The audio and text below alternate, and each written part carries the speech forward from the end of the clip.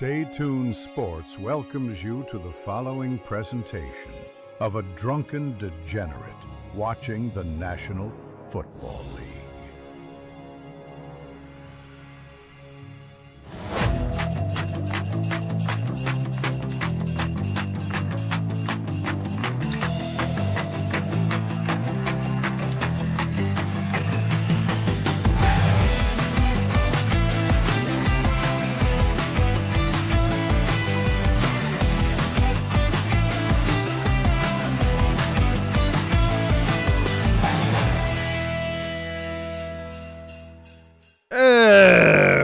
Welcome everybody to Stay Tuned Sports, here for Monday Night Football between the New York Giants and the New England Patriots. I certainly hope everybody enjoyed their Thanksgiving weekend. I sure did.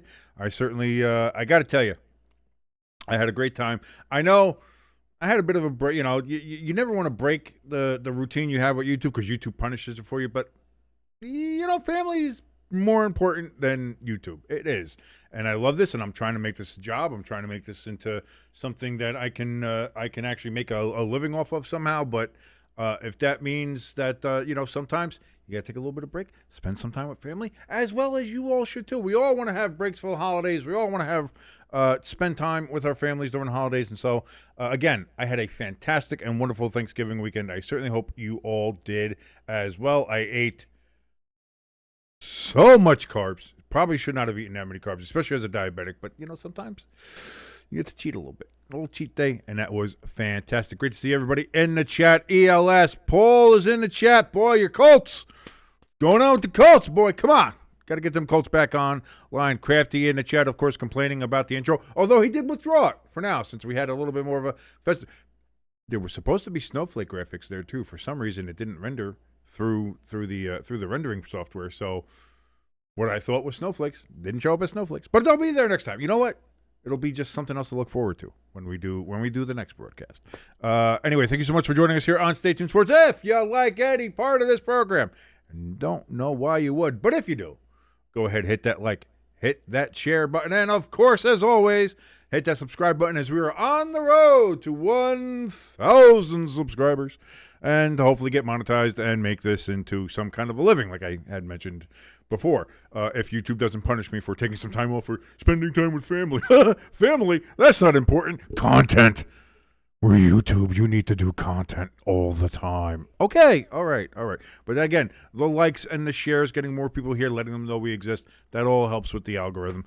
Thank you so much. If you want to help us out in a little bit more direct fashion, you can do so over in the top of the chat and in the description below this video. We have links for our donation station and our Stay Tuned Sports merch store. Donation station, donate whatever you'd like. Of course, we would appreciate anything, whether it's 5 cents, $5, $50, $500. Hey, you want to do $500? I'll do something. I'm not going to go that far. Let's go. This is not a prostitution right here. But I mean, you donate whatever you'd like. Right now, the leader in the clubhouse is still Pecan with $110 donated. You get your name in a ticker if you donate more than $110. But right now, Pecan is the ticker leader with $110 donated. Again, and of course, the Stay Tuned Sports merch store. Whole bunch of stuff in there. Bunch of hoodies, bunch of shirts. We have mugs. Got to get more mugs in there. I absolutely do have to do that. We have coffee. We have our very own coffee, Stay Tuned Sports coffee, the Danny Dimes blend. We have banners. Got to get more banners in there as well. Also, we do have this shirt, and I know I've mentioned this a couple of times here.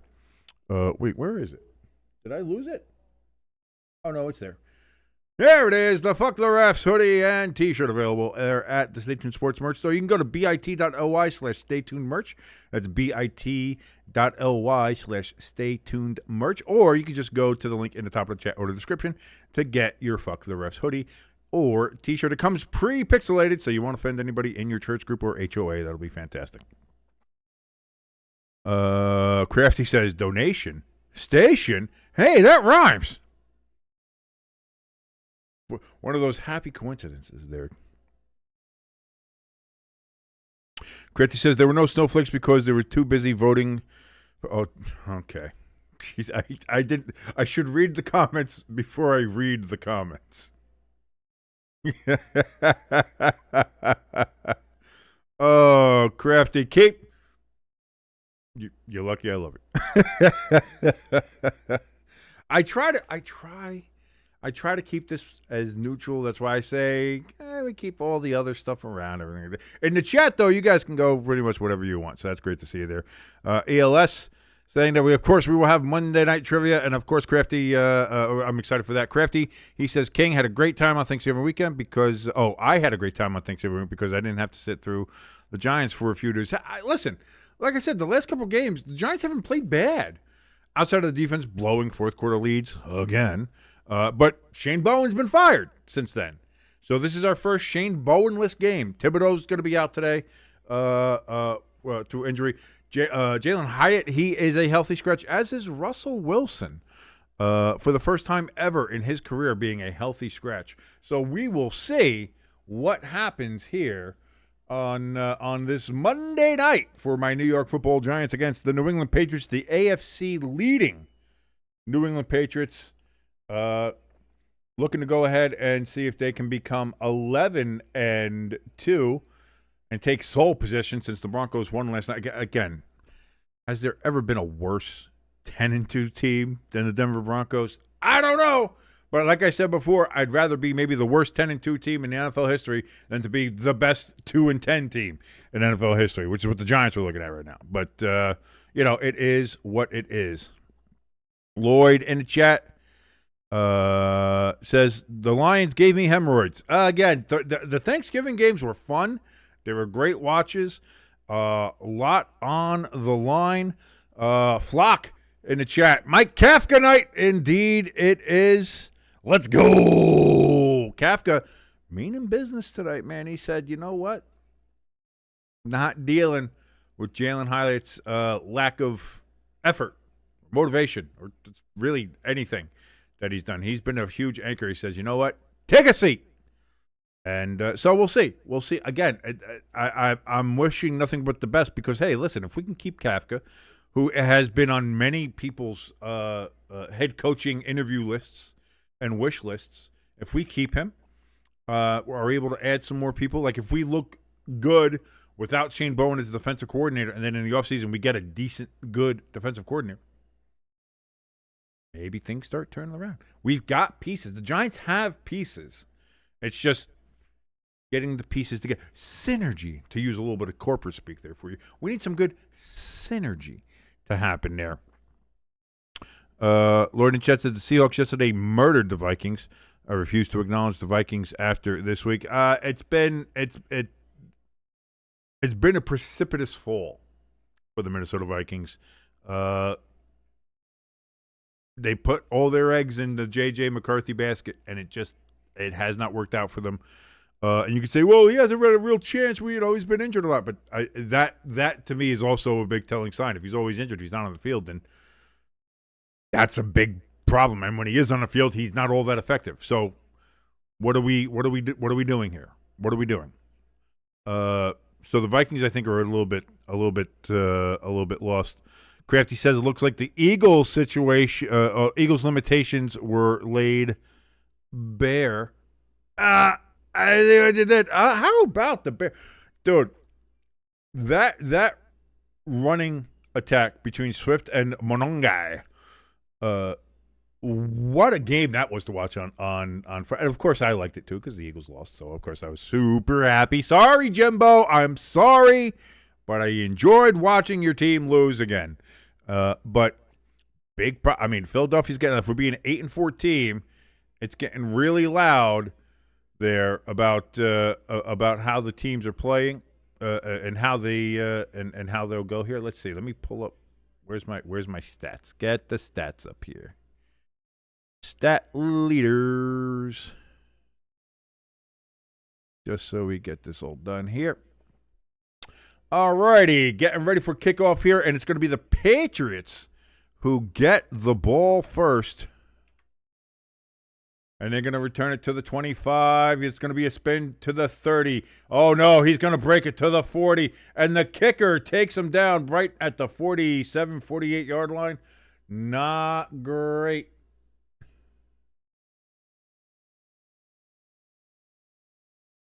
Oh, no.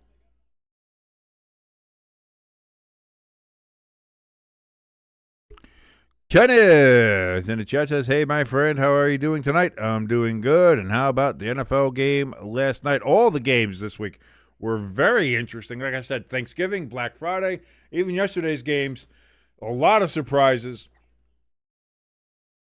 Who saw the Panthers winning? First down and 10 coming up for the Patriots. They're going to get a gain of about 4, 2nd and 6 upcoming. ELS, his prediction is Patriots 38-28 over the New York Football Giants tonight. Crafty says, I thought the Eagles' run defense was as bad as it could get. Dan, I saw the Rams. I was going to say, we all thought we had a consensus finally. After 12 weeks, we were like, we got a consensus. Rams, best team in the NFL. It's not even a question. Rams. Now we got to reassess that. Drake Maye throws. It's going to be about a yard short of the first down. Oh, they're going to mark him 2 yards short of the first down. Interesting. Thought they would have. I looked a little closer to me. Although they did make it 31. It's got to be 31.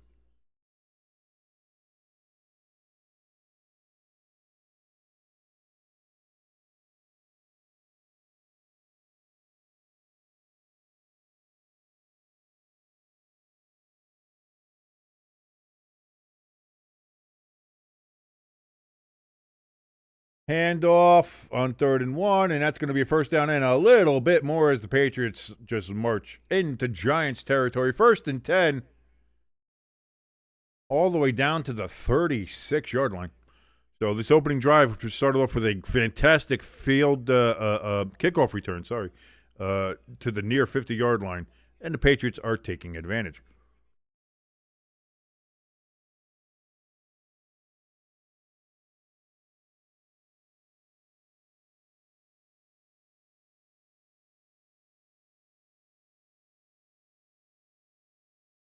First and 10, Drake Maye, big bomb towards the end zone, overthrows everybody. Bit of a overthrow, if you will.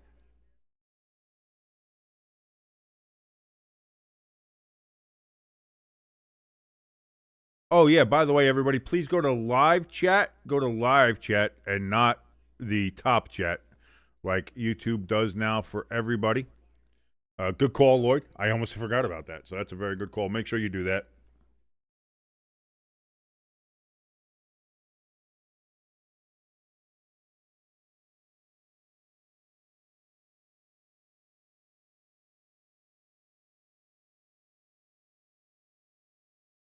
Throws. That's going to be another first down.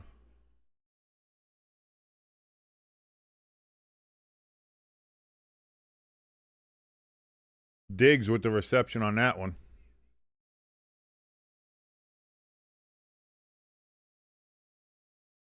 Paul in chat says the Giants 28-21 in a stunner over the Patriots tonight. That's his prediction.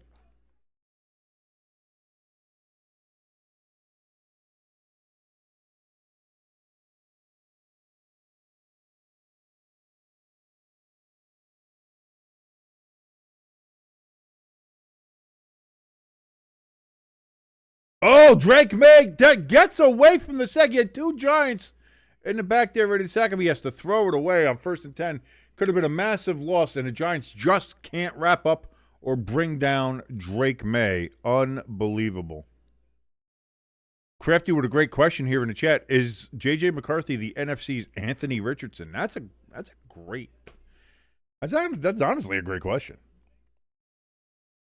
Paul in the chat saying, we need a turnover. Come on, Giants defense. ELS says, originally I picked the Giants, but changed to the Patriots. 2nd and 10. It's going to be another handoff here. Stevenson, he's going to get 7 yards. 3rd and 3 upcoming. Lloyd says, I don't expect the Giants to win. A lot of people don't, but I think some people gave the Giants more of a fighting chance in this game than you would normally think. And again, with the way this week is gone, who knows? Like, concerning how the Panthers played against the 49ers, who saw them going against what we all thought was the best team in the NFL and doing what they did to the Rams? 3rd and 3 upcoming here for Drake Maye and the Patriots in their Pat the Patriot throwback uniforms. Looking good. It is a good-looking uniform, not going to lie. Drake Maye takes the snap back. Giants over. There's got to be a hold in there. Throws it to his tight end. It's going to be caught in a first down. No flag for the obvious holding on the offensive line. And it'll be first and goal for the Pats.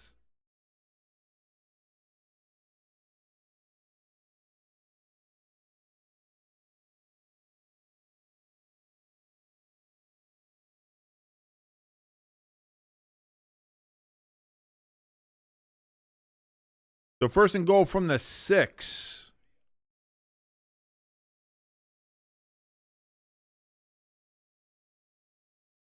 Henderson gets the call on that particular play, and it goes about a yard. Second and goal coming up. Actually, no yards. Second and goal from the 6.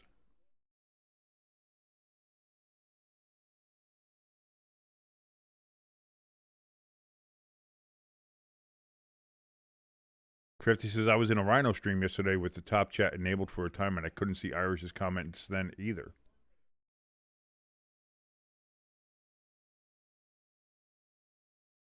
Throws to Stevenson out of the backfield. He's going to get it down to the 4-yard line. Third and goal. Okirike with the stop.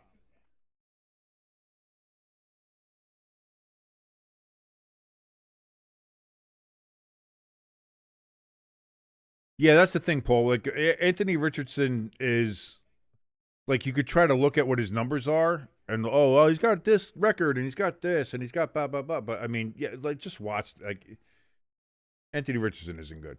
Here we go.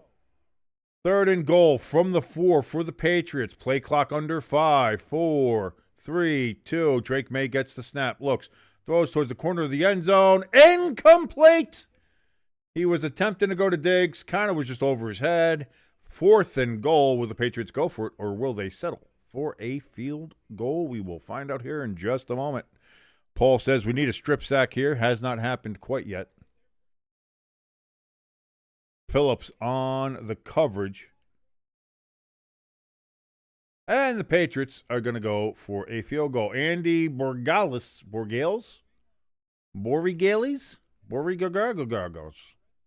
We'll see what he does here. This is literally just a chip shot here. Snap, hold, kick is up, and it is good.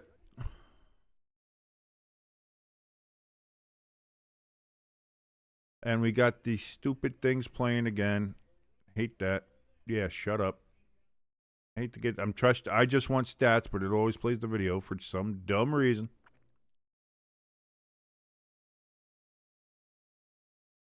Paul on the chat says, great whole Giants defense. Indeed, I think so. Anyway. So the Giants are going to get the ball up here for their first drive of the of the game. Speaking of firsts and questions, first question for Monday Night Trivia here from our good friend ELS. He says, question number 1, NFL career paths. Rutgers to Bengals to Falcons to Patriots to Lions to Niners to Dolphins. Jesus Christ. I don't know anybody in Rutgers that played that good. Although, considering that he was kind of a bit of a journeyman, I don't know if he was that good.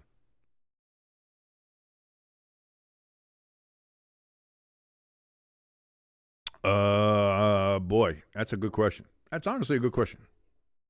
You know, when I don't know something, that's a good question. When I do know something, I'm just smarter than everybody.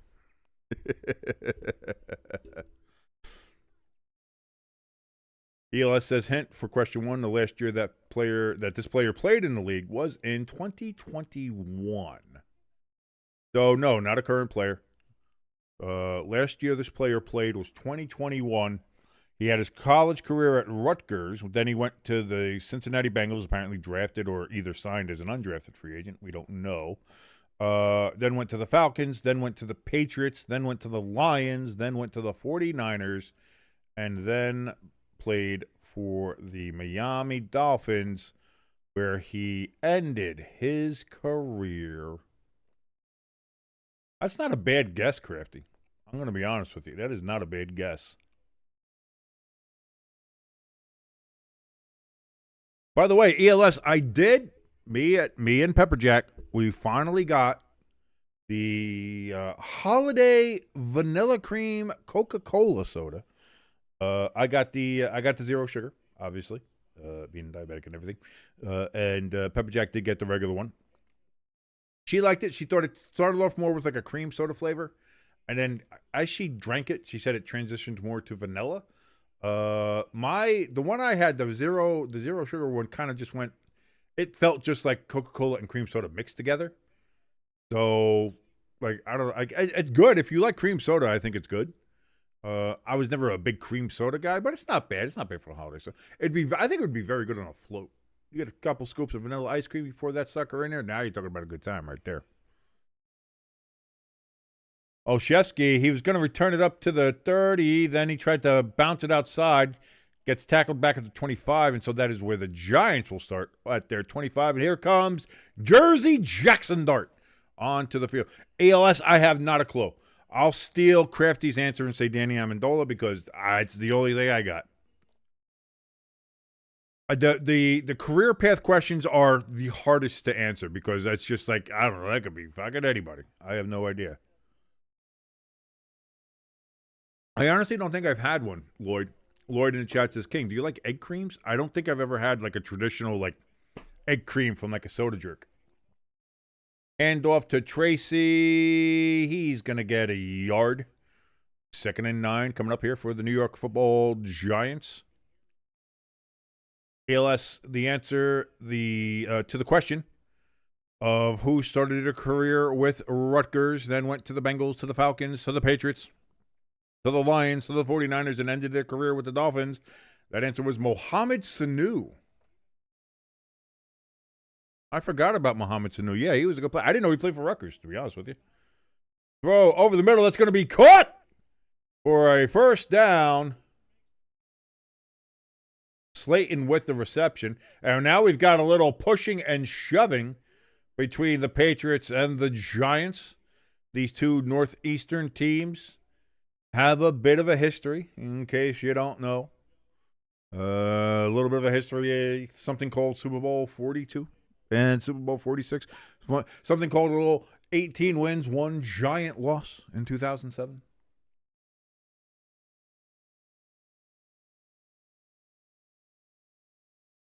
Good play by Dart. Right on the money there to Slayton. Good catch by Slayton. Dart wearing some fucking bling around his neck. I know I'm trying to curse less, but my God. Why are you wearing 75 grand around your neck there, Dart? Now, Jaxson Dart. He's got time. He's trying to escape, and he's going to take the sack, and he almost gets another concussion. And now the Van Roten and the Giants' offensive line, again, getting mean, getting nasty out there. I like that. It's going to end up being a sack. It's a loss of 5 for Dart.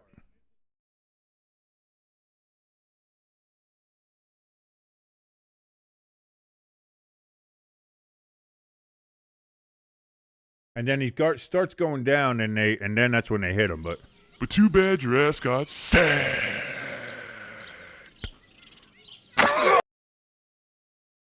So 2nd and 15 for the Giants. Throw over the middle. That's going to be good for about 5. You give him 6, actually. So 3rd and 9 upcoming after the sack.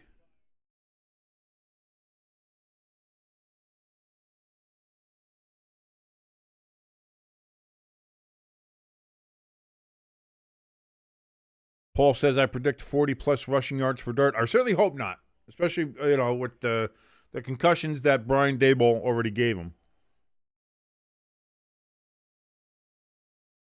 3rd and 9. Giants got to get to the 47-yard line for a first down here. Dart looking throws, and that's only going to be good for about 2 yards. I don't know what that play was. But it's going to be 4th and 7 for the Giants from their own 40, and it looks like the Giants will have to punt the ball away on their first drive. So they get a first down, but that is about it. They are able to run just about 1, 2, 3, 4, 5, 6 plays there. So the Scottish Hammer, Jamie Gillan, ready to punt this ball away, and he does. That's going to be taken at the 7.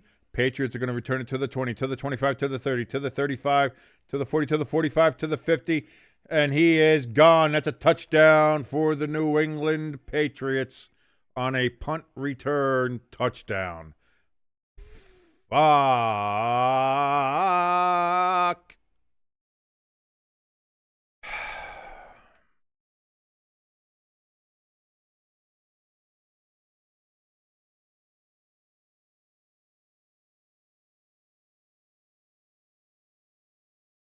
Well, there's that. Giant special teams. Maybe that's the next coordinator we can find. Because the kickoff return got it to the almost 50, and now a punt return from the 7-yard line gets returned all the way to the house for the Patriots. ELS says this game just changed quickly.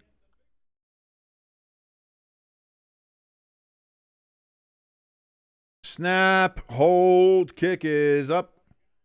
And it is good. And the Patriots, early on in this game, 5:17 remaining here in the first quarter, have a 10-0 lead over the New York Football Giants. And not great. The Giants defense was able to hold the Patriots on that first drive after the Patriots started with fantastic field position.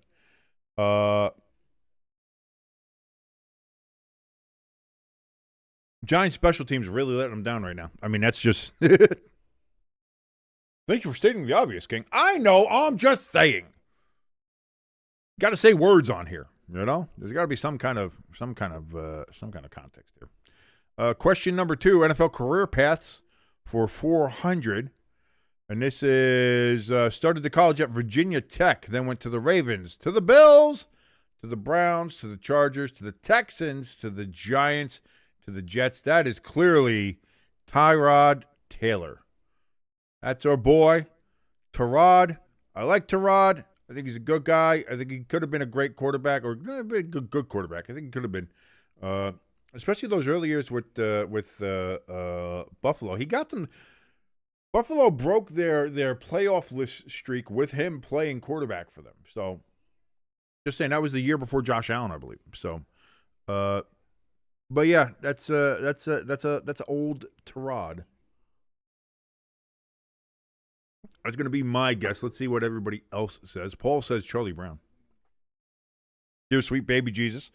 How about that return? We got that. Pecan in the chat says, oh, no, indeed, Pecan. Not great. Not great.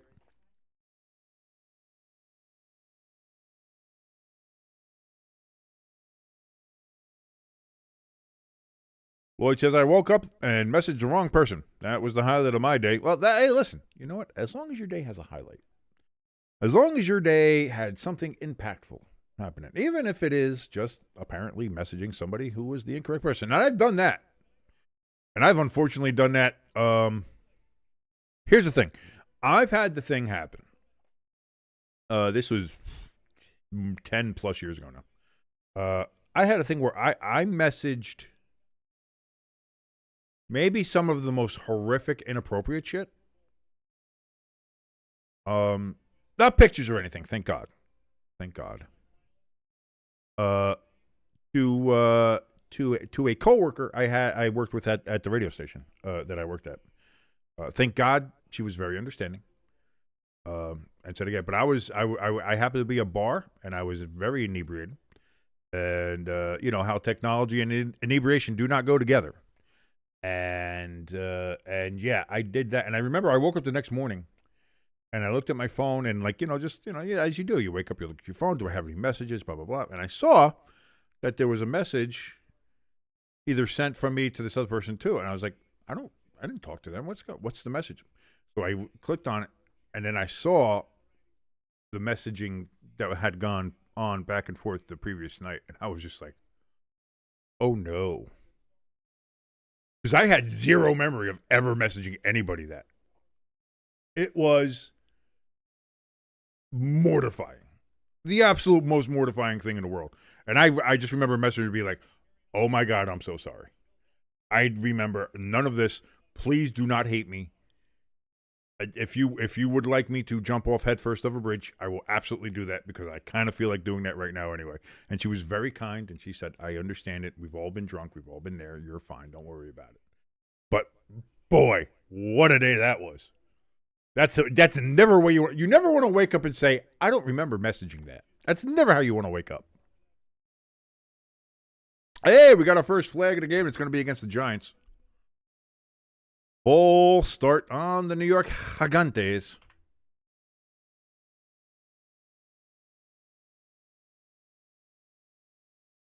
Great.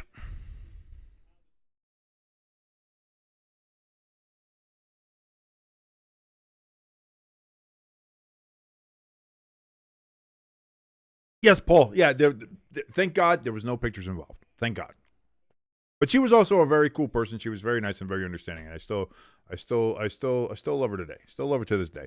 Answer, by the way, to that question was Tyrod Taylor. So I was right. Jaxson Dart on 2nd and 13, coming up here for the Giants. He's going to pull it down and run it himself, and he gets fucking walloped. And now the Giants are going to go and fight after he got hit. And now there's flags, obviously.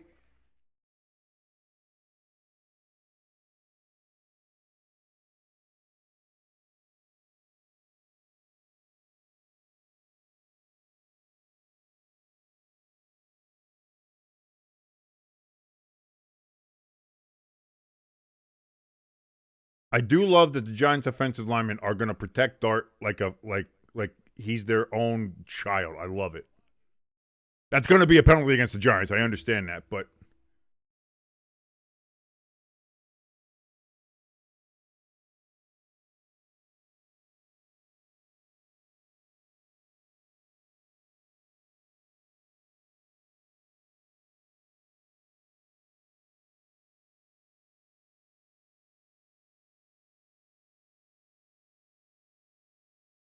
Pecan in the chat says, kick his ass, Seabass. ELS says, WWE Fight Night in the NFL.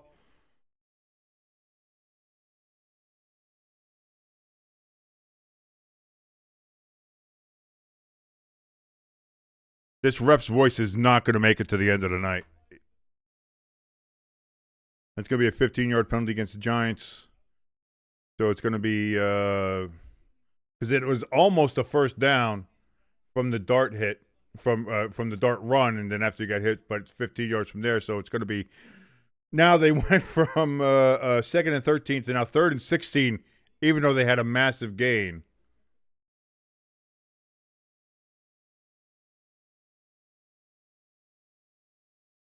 Grafty says there's no rule against being hit. No, absolutely not. And like the announcer's saying, and as we're all watching, he's in bounds. He was going to get hit. That's fine.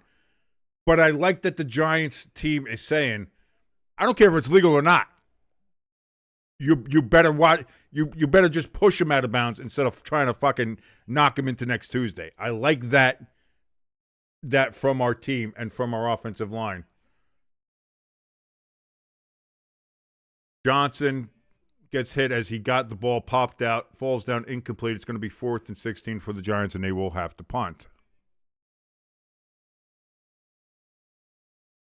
Lloyd says, there goes the game. I don't think, again, we'll see what happens. Paul says, I love it also. They're great teammates. That's what I mean. For the Giants right now, this is more about character than anything else. Like the wins and losses. Like I said, it's think of this as just an elongated preseason now. This is elongated evaluation time for the coaches, for the players. Who are we as men, as teammates, as people here? Another massive return here. Finally, the Giants hit somebody. Going to be returned up to a 40-yard line, and that is where the Patriots will take over.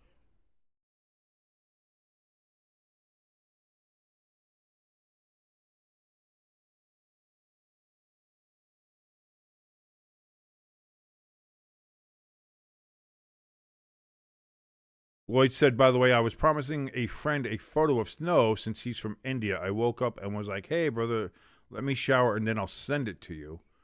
And instead, I had sent it to my lady friend. Oh no, that's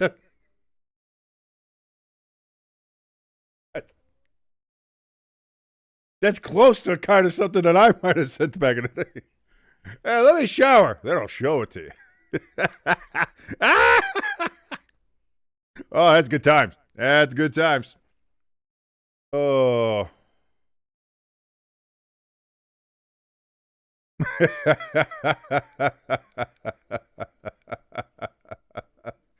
Oh, God. Question 3 here on Monday Night Football Trivia, brought to you by your good friend ELS. And again, we're on the career path thing, so let's see how long this goes for. This was from Alabama, starting their college football, then went to the Falcons, to the Titans, then down to the Buccaneers, and then finished them off with the Philadelphia Eagles. This player last played in the year 2023. Who could it possibly be? Paul in the chat also says, can I just say that Daniel Jones is a freaking warrior? Our O-line is letting him down right now, but he is one of the toughest football players I've ever watched play. Exactly, 1,000%. And I've said that in his time with the Giants, and you saw him with the Giants. Like, he took a beating with the Giants. Was injured a lot because of that, because the offensive line was terrible. And I thought he had a better situation there with the Colts, but the Colts' offensive line in the last couple games has seemed a little not great. And again, that's something they have to figure out. I don't know how they can. They got to figure something out with that offensive line. Jonathan Taylor, for as good as he's played, seems to have slowed down a little bit in these last couple games.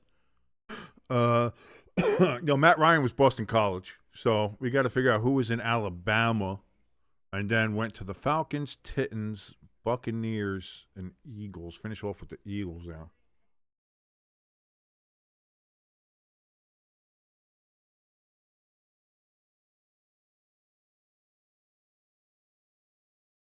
I don't know. 1st and 10 for the Patriots. Throw. That's going to be caught. And a first down for Booty. And that's another first down there. Who was that one that was like, oh, what the hell was his name? No, was it? Could have been. I'll say Julio Jones. Julio Jones. I'll say Julio Jones.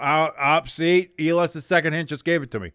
I said Julio Jones, and then he goes second hint, position as wide receiver. To me, that just confirms it. I'm going to say Julio Jones.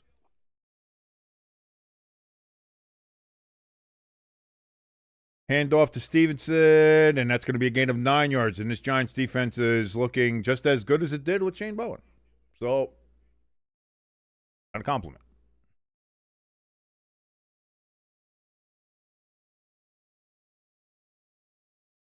Paul in the chat says the Colts' offensive line right now is the problem. The right side is getting absolutely destroyed. Lloyd says, yeah, that's him. Paul says Julio Jones as well. And the answer was indeed Julio Jones. Quarterback sneak for Drake Maye.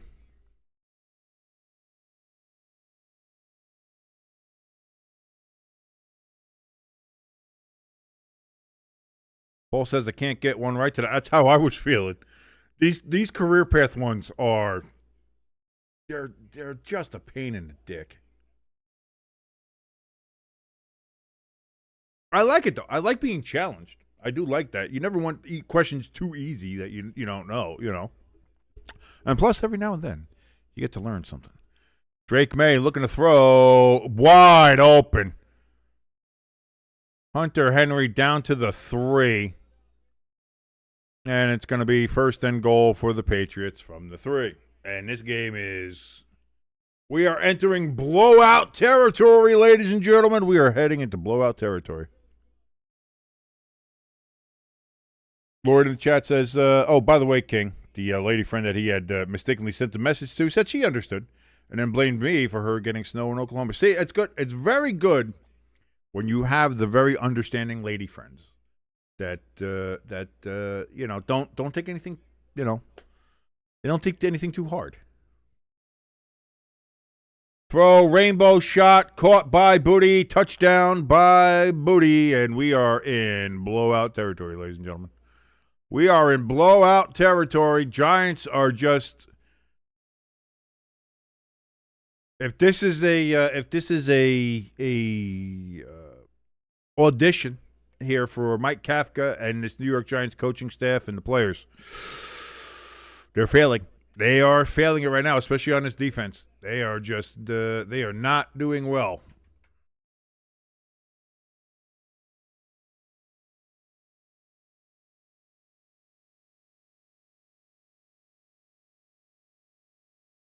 Only 5 plays to get that done. Snap, hold, kick is up, and it is good, and it is a 17-0 lead with 1 minute exactly remaining in the first quarter. Ball says, panic button. Hit it now. I mean, there's nothing to hit. There's no reason to panic. We're 2-10. Who gives a shit? Eli says, I'm not going to do the NFL career paths for 100. That question is too easy.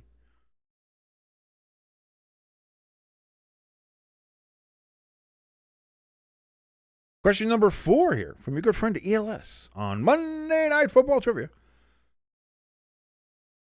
8 quarterbacks have thrown for 7 touchdowns in a game. Name 2.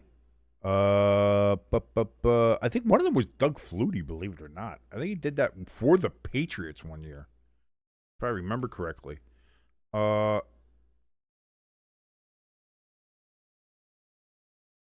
Somebody else did too. Was it for the Raiders or against the Raiders? I can't remember. I'll say the 2 answers I'm going to give is weird. I'm going to say Doug Flutie was one of them, and I'll say Brett Favre was another.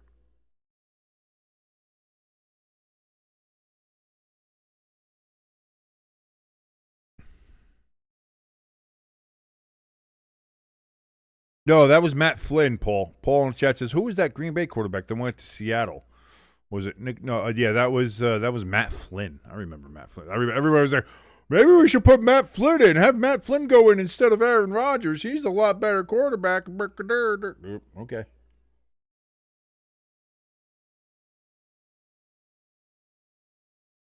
Matt Flynn had a hell of a season because I think it was either Brett Favre was injured or Aaron Rodgers was injured. I forget which era that was, but Matt Flynn was like, oh, Matt Flynn's great. Then they let him go to Seattle, and he fucking bombed terribly. Yeah, I remember that I remember the Flynn hype. Everybody was going nuts for Matt Flynn. Oh, pardon me.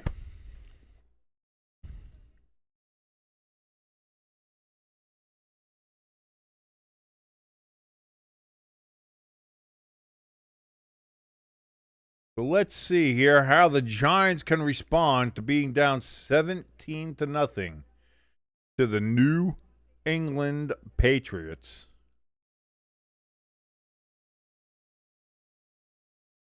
The kick is away. The Giants get it at about the 4-yard line. Return it to the 20, to the 25, to the 30, to the 35, down to the 38-yard line.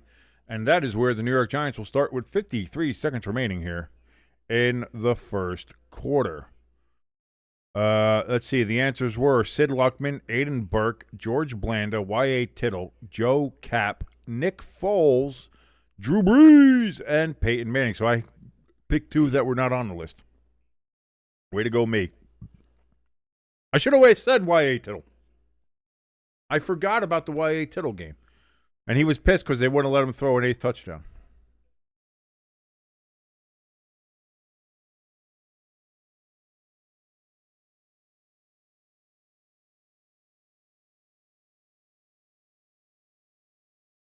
Gain of 1 from Singletary for the Giants.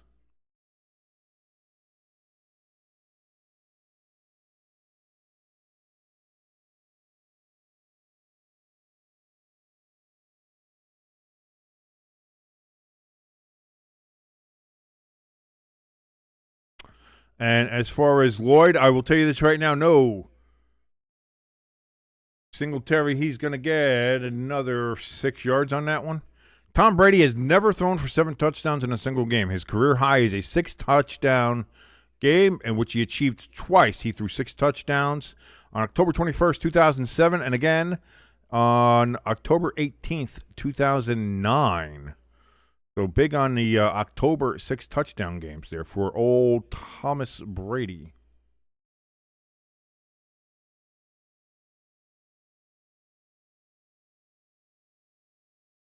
Da-da-dun, dun, da-dun, digga-digga-digga-digga-digga-digga-digga. And that's going to be the end of the first quarter.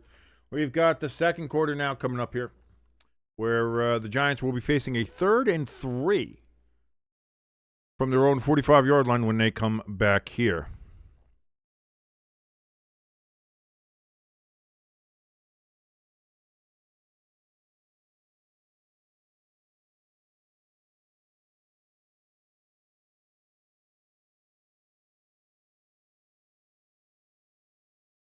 Well, let's see. What game did Peyton throw 6? Or 7? That's what we want to find out. You said we thought he threw 6, but it's 7 we want to look for, right? Yeah. On September 5th, 2013, Peyton Manning threw 7 touchdown passes in a single game, tying an NFL record to lead the Denver Broncos to a 49-27 victory over the Baltimore Ravens. He completed 462 yards and achieved the feat by throwing multiple touchdowns to tight end Julius Thomas, Wes Welker, and Demaryius Thomas, with another going to Andre Caldwell.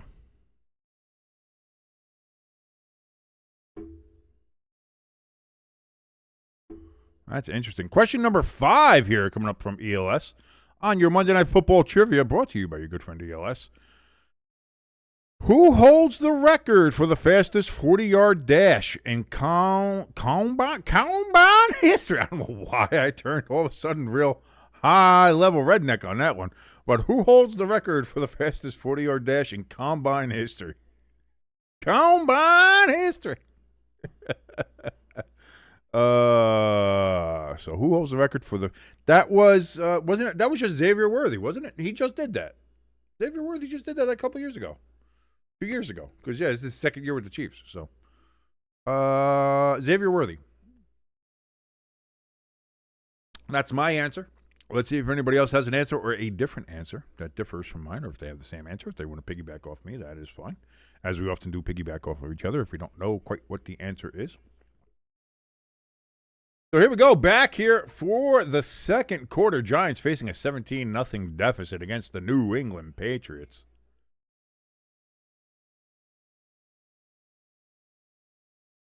Third and 3 coming up here. Dart in shotgun, takes the snap. It's going to be a handoff here to Singletary, and he's going to get the first down and a little bit more down to the Patriots' 48-yard line. 47 they're going to give him, actually, 1st and 10. New York Giants.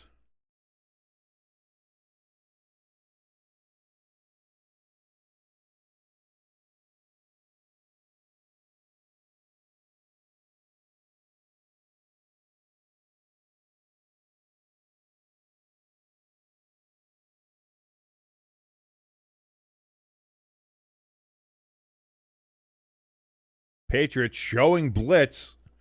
Dart under center. And that's going to be a handoff to Singletary, and that's going to be good for a yard.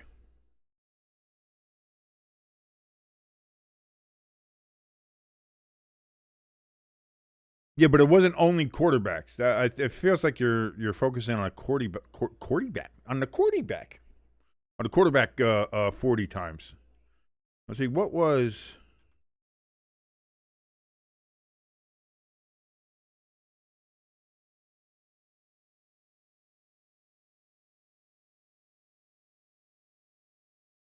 Hand off to Singletary again, and again, he's only going to get about a yard. 3rd and 8 upcoming from the 45.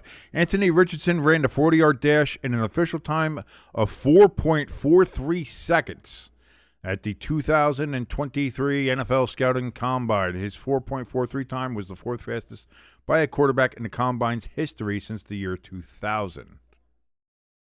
Yeah, so Lamar was faster than him. AR is not even close, yeah.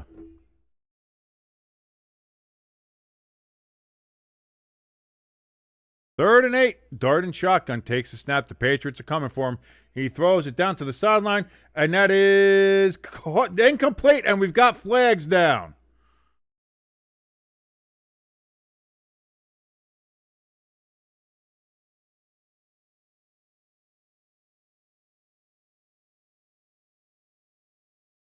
Oh, helmet to helmet.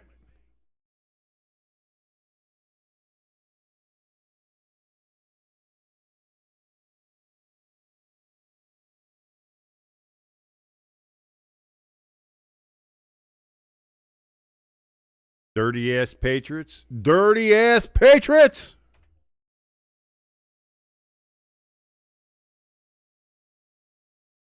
Not surprising. ELS in the chat says the Patriots are trying to kill the Giants player. I know, right? There's goddamn murder happening out there.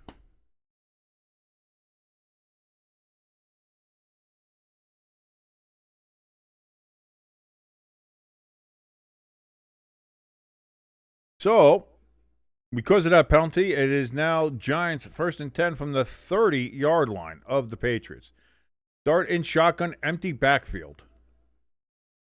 He's got trips to his left.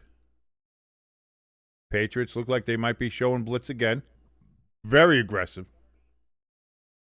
Quick throw to Slayton. He gets it to the 20, 15, 10, 5. Touchdown, Giants. That's a touchdown. They call it. The arms go up, and the Giants are on the board.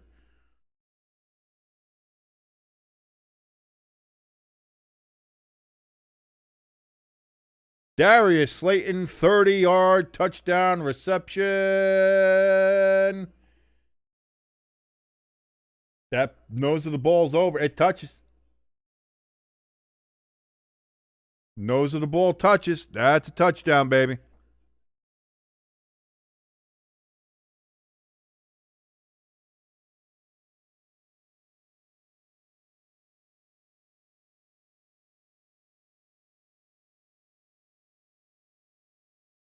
Yeah, Wandale was wide open too. Jesus. Paul in the chat says, not over yet. And they have reviewed it. It is good. Snap, hold, kick, up, good. And the Giants have cut it back down to a 10-point deficit. 17-7. The Patriots lead the New York Giants here on Monday Night Football. Second quarter, 12:46 remaining, and the Patriots will get the ball back when they come back from here.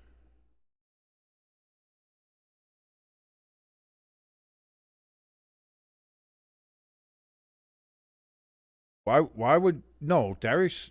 It's Darius. What do you mean? What are you talking about, Lloyd? I have no idea what you mean.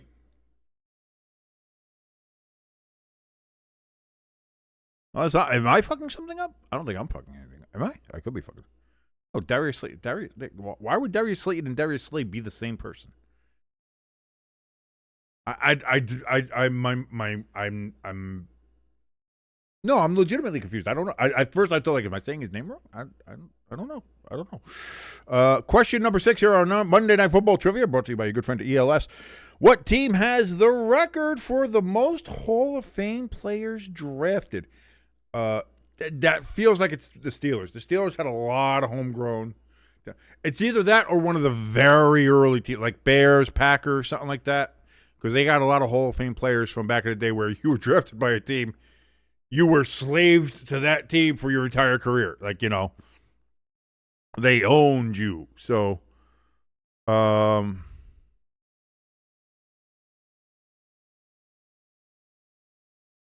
I'd want to say Steelers because that 70 Steelers team, almost everybody was drafted by the Steelers. But again, it might be Packers, might be Bears. I think those are the three I would pick. And then it's just picking which one it would be. It's either Steelers, Bears, or Packers. I'll say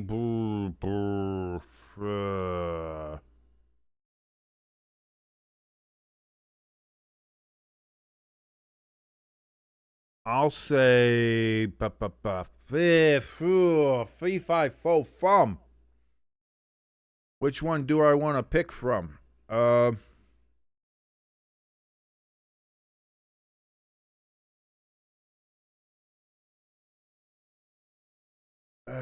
I know it's I want to go against recency bias. But I'll say I'm going to say Packers. I'll say Packers. I'm going to say Packers. I think it's either Bears, Packers, or Steelers, but I'll say Packers. That'll be my final answer. Crafty says Dallas. Paul says Steelers or Cowboys. Lloyd says Steelers. And here's the kick. Can the Giants special teams fucking stop somebody? Sorry, I know. I'm cursing less. I need to curse less. Patriots return it to the 25 and then immediately stop. So the Giants coverage actually does something here. And it'll be Patriots ball from the 25-yard line. And the answer was the Chicago Bears. I picked the wrong one. Damn it.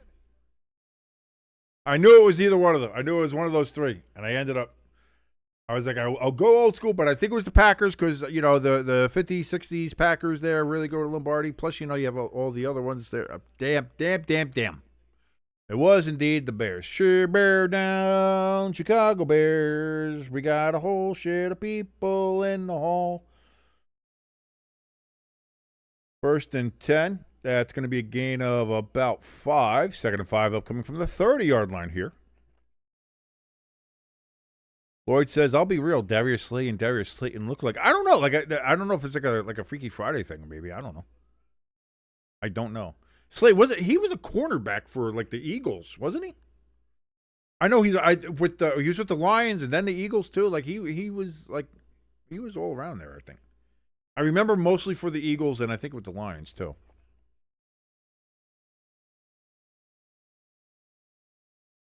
Second and 5.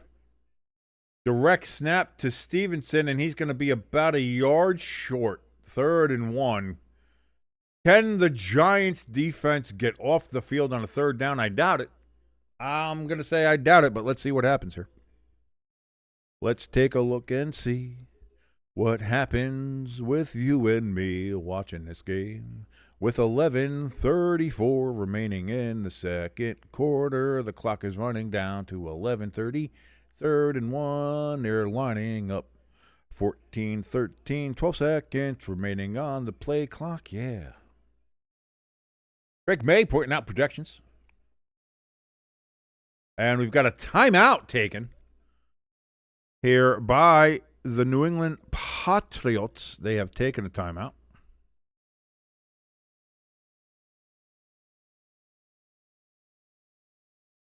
So 11:16 now remaining. 3rd and 1 upcoming here. Patriots take a timeout to, I guess, go over the play, make sure they get something they like. Maybe they saw a play they didn't like. Maybe they saw the Giants' defense they weren't quite happy to go up against. Want to change the play? I don't know. We'll see. We'll see if it's effective. If they make the 1st down, it's effective. If it's not, then we know that it wasn't. The NFL, football, really anything, is a results-based business, results-based industry, and if you convert 1st downs, if you get touchdowns, what you're doing is done in the positive way, then it means it works. Drake Maye going to go throw here, gets pressured and is taken down short of the 1st down. It's going to be 4th and 1. Abdul Carter finally showing up. Jesus Christ. But too bad your ass got sacked. I know, since it wasn't really a behind the yardage thing, that it doesn't go. Oh, they did count it as a sack. Okay. I thought they didn't count it as a sack if it was at the line of scrimmage or more. But the Patriots are going to punt on a 4th and 1. Kick is away.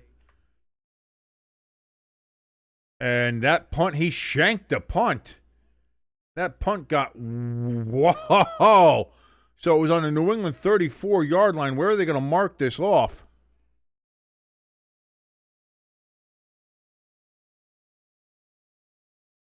A 25-yard punt as it was off the side of the foot. Paul in the chat says Carter is a beast. He hasn't been. He has not been, but maybe he's waking up a little bit. Maybe under the Kafka regime here, he's taking things a little bit more seriously. Maybe he's going to do that. I hope so. I certainly hope that he does, because I want him to be a beast here for the New York Football Giants, and maybe there is a future with him if he can do that. Question number 7 here on Monday Night Football Trivia, brought to you by your good friend ELS. By the way, go visit our good friend ELS's channel, ELS Train Tuber 501. ELS Train Tuber 501. Give him some likes. Give him some subscribes. Hit that notification bell on his channel. He's got great videos about trains, what they do, train history, just the trains themselves going by, which is pretty cool. Listen, I'm a dude. You see big diesel trains going by, I'm a happy guy. You know what I'm saying? He's got that. Plus, he does other stuff. He's got shorts there going with all the Indoor Football League, Green Bay Blizzard, all that stuff. So help and go visit our good friend ELS Train Tuber 501 over on his channel there on this great platform known as YouTube. Give him likes, give him some shares, and, of course, hit that subscribe button over there for him. Question 7, as I was mentioning before, which two teams played in the first ever NFL championship game? See, that's a little bit of a little bit of a thing, and we'll get into it later. But the first officially sanctioned NFL championship game, which was held in 1933, was between the Chicago Bears and the New York Football Giants. I know that for a fact, being a Giants fan. That is something that is one of those things that's ingrained in our history. That we played in the first officially sanctioned NFL championship game. I want to make sure. I don't think it was.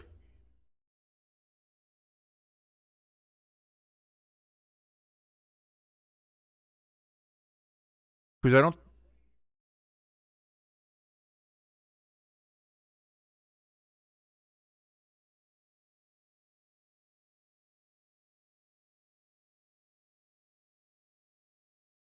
So here we go. The Giants have the ball in fairly good field position at the 44.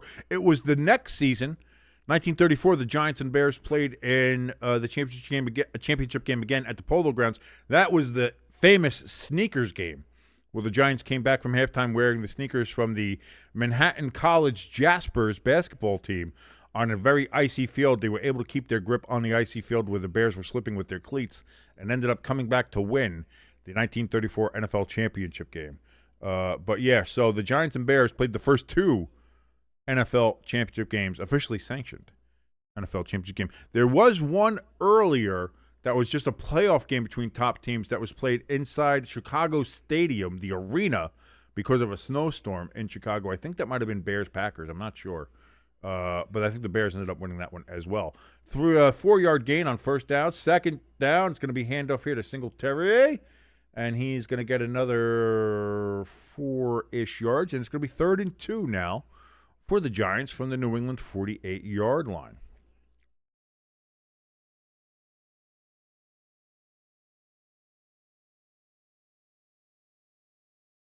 Yeah, the 33 game was played in Soldier Field. The 34 game was played in the Polo Grounds.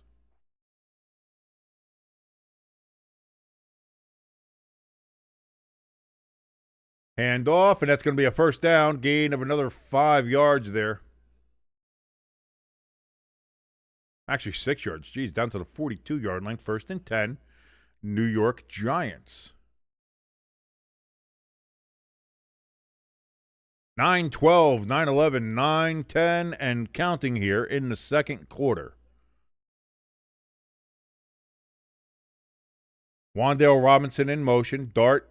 That's going to be a quick handoff here. The Singletary, he almost fumbles the ball, but he gets a gain of 13 yards and another Giants first down to the New England 29-yard line.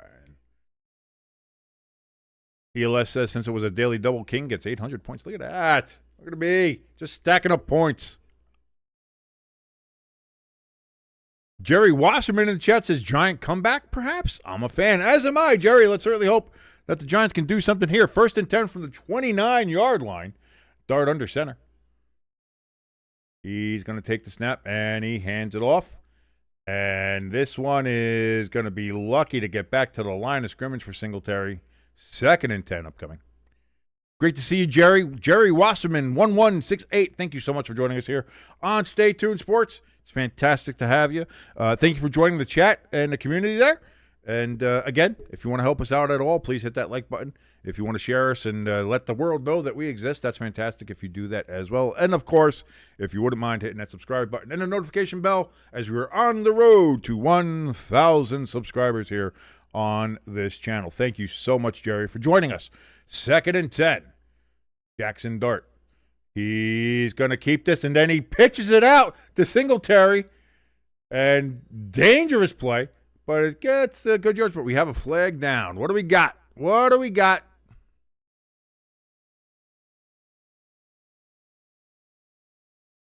Yeah, this feels like it's going to be a legal man downfield.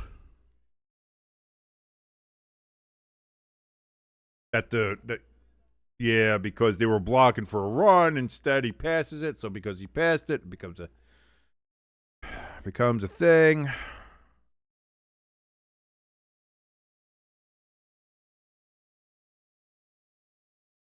What are you going to do?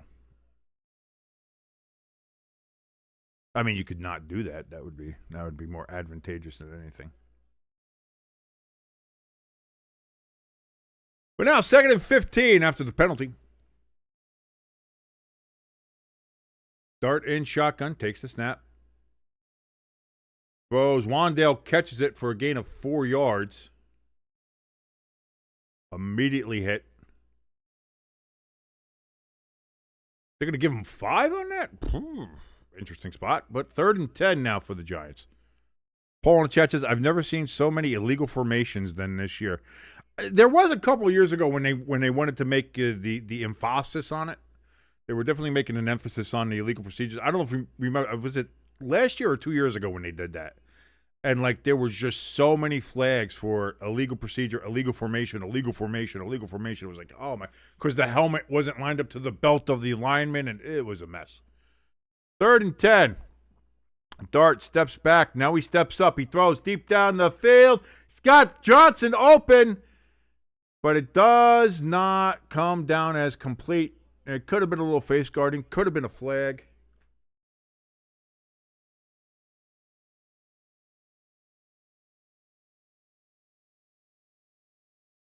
Fourth and 10 coming up for the Giants from the 29.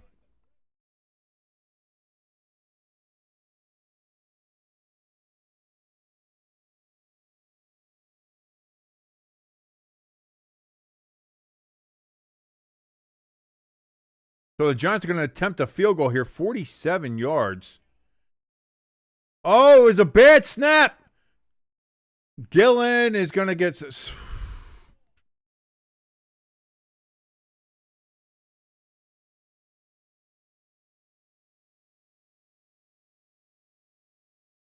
Boy, when it goes wrong, it goes wrong. What happened here? Was it a bad snap, bad hold? No, he went to kick it and just, he stubbed his toe. And the announcers are laughing, and, listen. How do you not laugh at this point? How do you not laugh at this point if you're a Giants fan?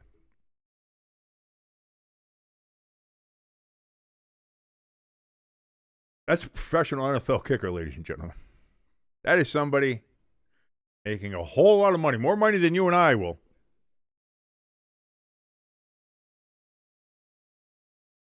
Doing something that me and you could very well do. Although I think if we tried, I don't know if we could do it as well as that.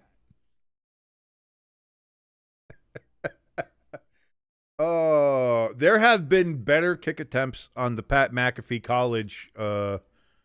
college game day set than whatever the hell that was. ELS in the chat says, WTF. WTF, mate. Paul in the chat says, well, Giants going to giant. That's true. Crafty says more like Young Hui Poo. Paul says, stubbed a toe. That's almost butt fumble. It's not quite, but let's not get the butt fumble territory. That one's definitely going into the blooper reels forever. Don't get me wrong.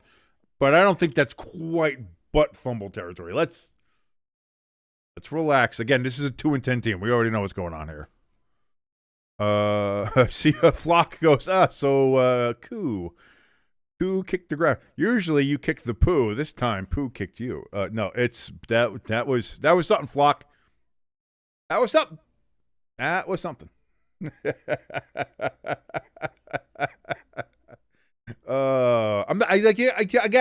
can't get mad at this point. I mean, again, you're 2-10. What are we doing here? We're just having fun here the rest of the season. We're just here for some giggles and laughs. Question 8 coming up here from ELS on this Monday Night Football Trivia, brought to you by your good friend ELS. Which two teams played in the highest scoring game ever? That feels like that would be that Giants-Washington game that we always talk about, because it was like 72-40 or something. And all the other ones, like the Bears won a 73-0 game against Washington.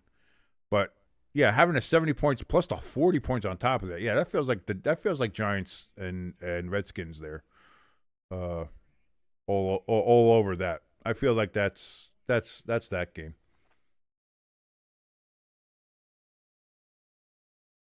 So it goes down as a sack because of the playoff.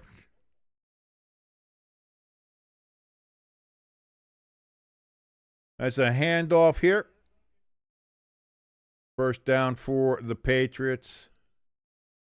Johnson, if Johnson catches that, we got a 3-point game. And then to have the...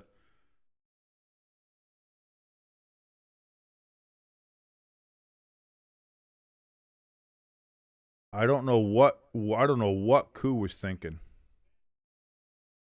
Did he think there was a fake going on, or I don't know. So 1st and 10 from the 45 here, bounced outside.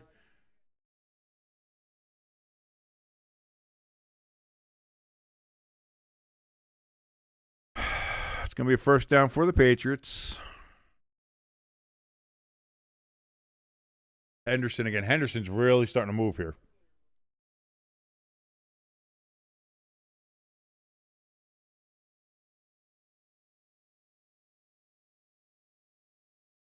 I know that Denver beat the Dolphins by like 70, but that was like 70-20 or something. Yeah. Not working that time. That's going to be a loss. 2nd and 11 coming up. I thought it might have been a bigger loss than that, but instead it is only a 1-yard loss. 2nd and 11 for the Patriots coming up from the Giants' 36-yard line.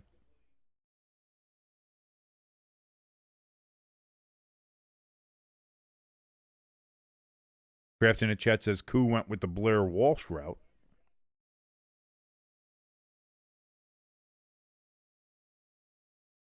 I agree. That might be the goof the blunder of the week. That's going to be Abdul Carter fighting through the line, can't get to Drake Maye.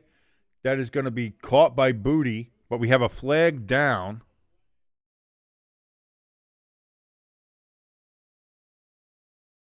I was going to say, Carter was trying to get through, but he was getting a little bit of resistance. Holding on the Pats, so you can move that back and make it 2nd and 21 now, back at the Giants' 46-yard line. Paul in the chat says, I know it's not a big deal, but are any of you rooting for IU to beat Ohio State in the Big Ten championship? Fuck yes. Oh, sorry, I'm supposed to be cursing. I'm sorry, YouTube. Yeah, no, I'm rooting for Indiana. Hell yeah. I hate Ohio State. I hate Ohio State with all the fiber of my being. So 2nd and 21, Drake Maye, backfield throws, caught. That's Booty with it again. And he's going to get it down to the 33-yard line. 3rd and 8 coming up here for the Patriots. Can the Giants stop the Patriots here on 3rd down and hold them to a field goal? Or will the Patriots convert on this 3rd down and keep the drive alive? If not, maybe score. We're going to find out here. ELS in the chat says, F Ohio State. ELS being a Wisconsin fan, he's got the Big Ten hatred, you know. I bet you, I know it's the game's in Indianapolis, but I bet you it's a lot of Ohio State fans. They probably bought out all the seats. Drake Maye throws, big bull down the field. That is caught. That's going to be a touchdown by Williams. Son of a bitch.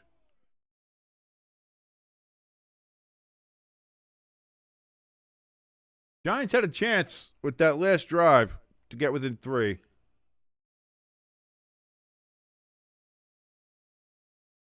But this is just blowout territory now. Catch 1, 2. Oh, does the knee go out first? Catch 1. Where's the other? Where's the foot down? I didn't see the other foot down. I don't know. Maybe that's just me. Maybe that's me hoping and praying.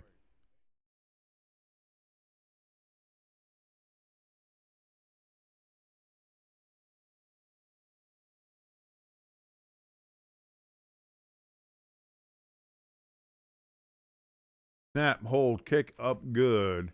Paul says it should be half and half. I don't think it will be. I think Ohio State's going to have.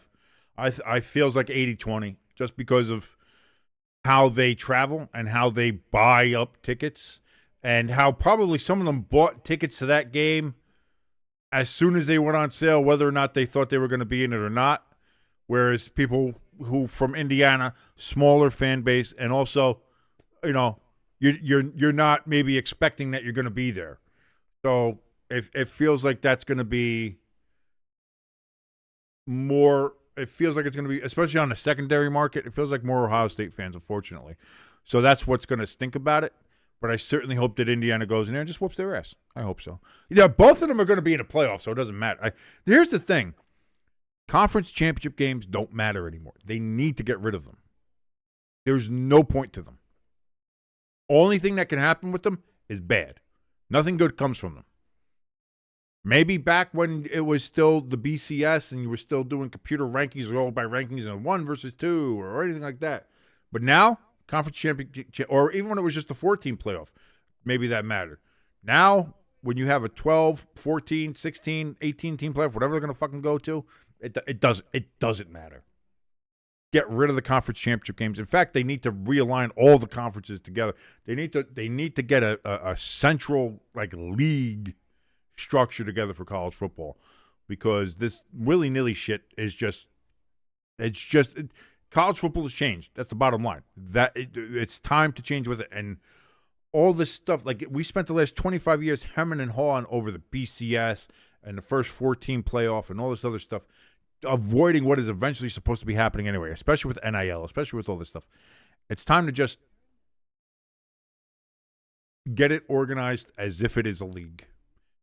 A very large league, a 75-80 team league, but it needs to be done that for Division 1.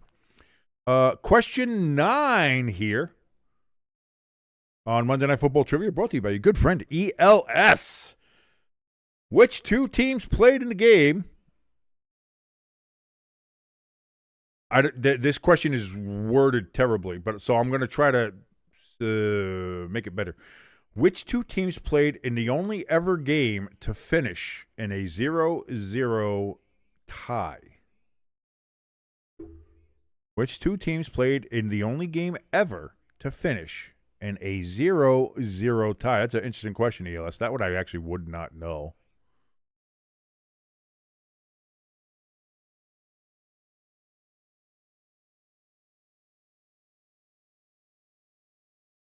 Oh, Shevsky got knocked out. They're going to say he was down, but they fucking hurt Oshevsky, and I want the Giants to go murder this motherfucker. Go murder this asshole. They gave him a concussion for no reason. Fuck this cocksucker.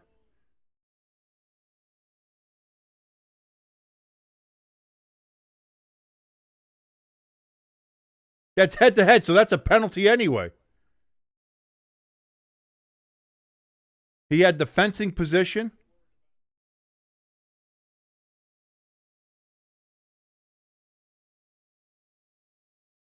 Ellis needs to be fucked up. Somebody needs to beat the shit out of that fucking cocksucker. Somebody go take 53 and hit him in the fucking knees. End that motherfucker's career right now.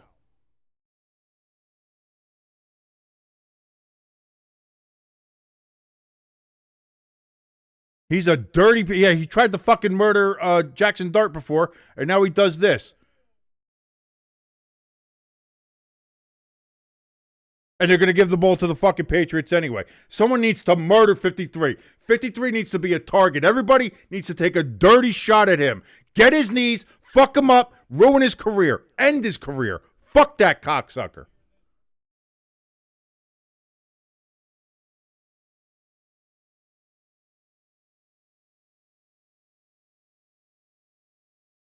Unbelievable.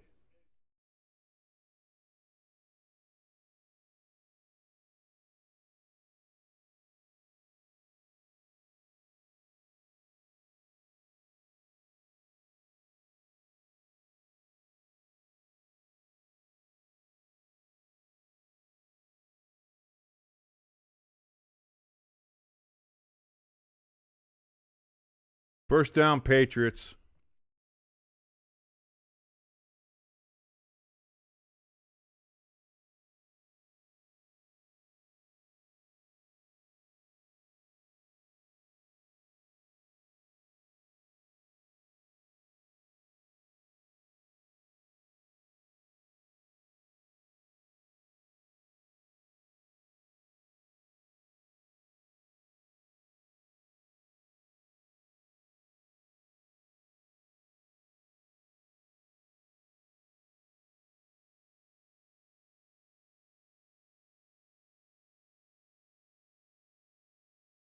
Second down coming up with the Patriots. 2:30 left. Man, I'm pissed. That's Chip in the chat. He says that was a bullshit ref ball. That's, that is, again, by the letter of the law, it is what it is. How that's not a penalty for head-to-head, I don't know. Like, that's legitimately targeting. And that's the second time he's done that shit today. First was with Dart. Now he did it with Olszewski.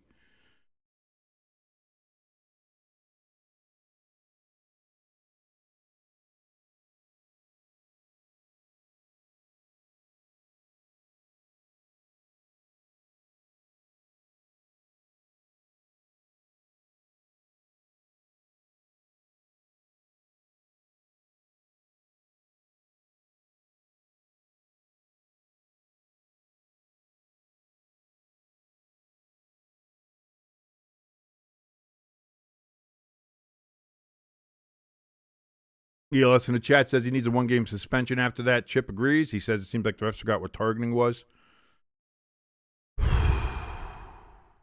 Paul in the chat says the refs have been horrible all year. Colts got screwed on Sunday. The referees have been bad anyway. And like I said, how you don't call a targeting, a head-to-head hit on that play, I don't know. Especially when he's already engaged. Isn't that a thing about a player already being engaged? You can't hit him, especially in a fucking head. But then on top of that, like, it's like, okay, yeah, so because they missed that call, then by the letter of the law, it was a fumble and a recovery. But Calamitous Rain in the chat, he says literally knocked the paint off his helmet and wasn't called a penalty. I like that's what I mean. It's and again, it's not the first time this guy did that tonight. He tried to murder Jaxson Dart on the sidelines, and now he did that to Olszewski. And now looking at it, it's like, okay, he was going after Jaxson Dart. You want to say he was in the field of play, fine. And I like that the Giants stood up for Dart and went after him, even though they got a penalty for that. But, it's football. It's football, even though he went and took a running shot at our quarterback. That's most players on any team are going to do that.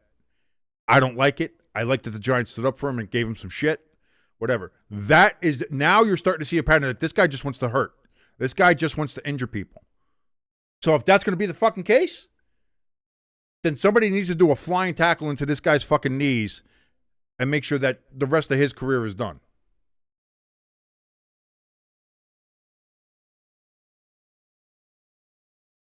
You shouldn't be rooting for somebody else's career.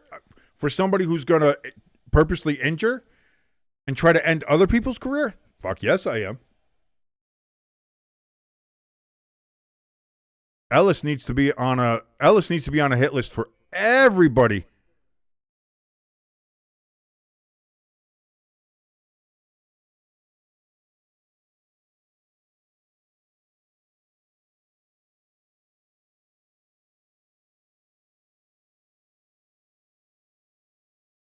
2nd and 10, or 2nd and 6, sorry.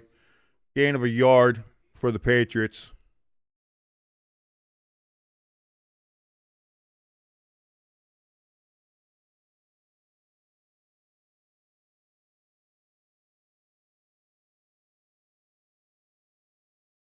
Giants take a timeout.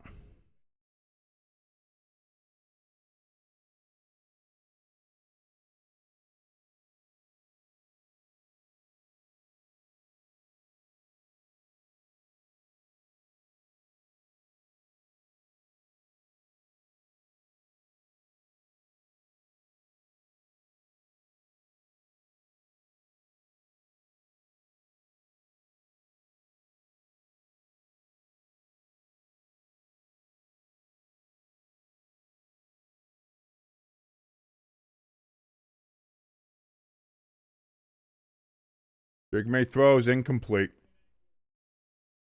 4th and 5 from the Giants' 11-yard line.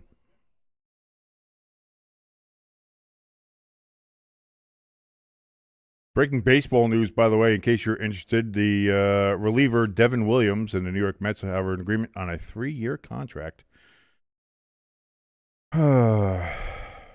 Paul says they need to make the rest full time with weekly meetings every Tuesday to go over bad calls, hire an ex referee. Again, people have been talking about. I don't think that helps or changes it. I don't think it changes anything. I don't think it makes them better. I don't think it makes any difference. Snap, hold, kick, up, good. 27-7. Patriots have a 3-touchdown lead over the New York Giants right now, and Ellis is still walking, so that's not. Honestly, the Giants are going to win this game, but a victory would be to see that guy carted off the field. I want to see Ellis's knee somewhere in the 3rd row. That's where it needs to be. He needs to be physically harmed in this game by the Giants, and if they don't, they're pussies. That's all. That's the bottom line.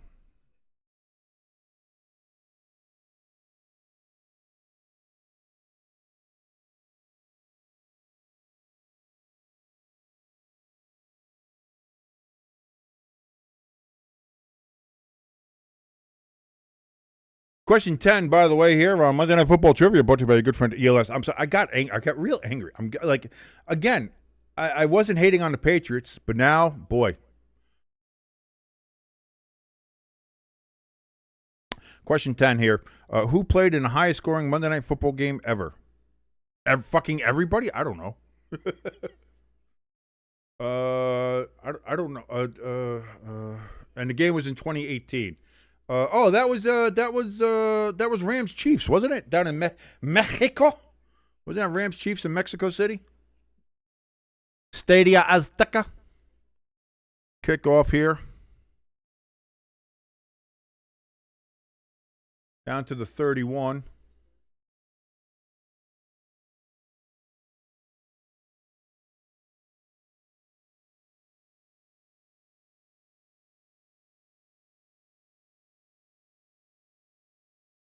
Paul in chat says, I honestly hate the Patriots. I can't stand them. Yeah, I mean, you're a Colts fan, so that makes sense. That makes sense. I mean, that's not like me. I was indifferent, and I liked Drake Maye. I liked Mike Vrabel. I liked what the Patriots were doing this year. I was like, hey, yeah, good to see them get back into it and do all that. But now, like this Ellis kid, like this is the team you got. These are the players you got. Fine. I hope you fuckers die. I hope somebody takes out Drake Maye. I hope somebody takes out Ellis. I hope you guys fail miserably now. Like this is it. You guys want to suck? Then that's the team you want to be. Then somebody needs to go to lower themselves to that level and be that team for you. Then.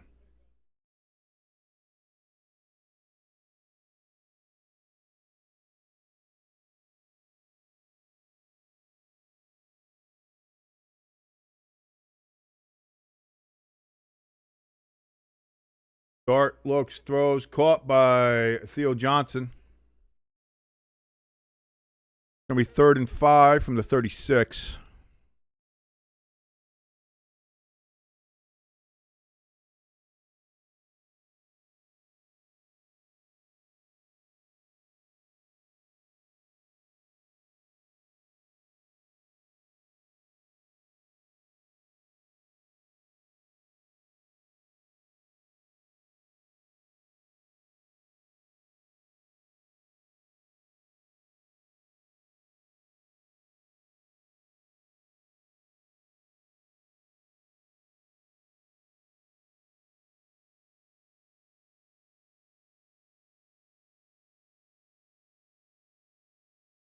Dart throws, it's caught, but it's going to be about a half a yard short.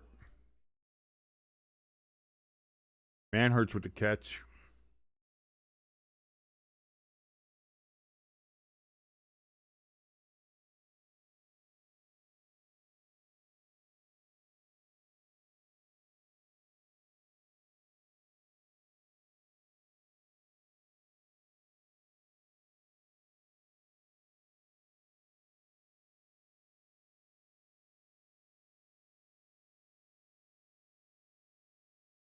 And the Patriots are headhunting on Dart again.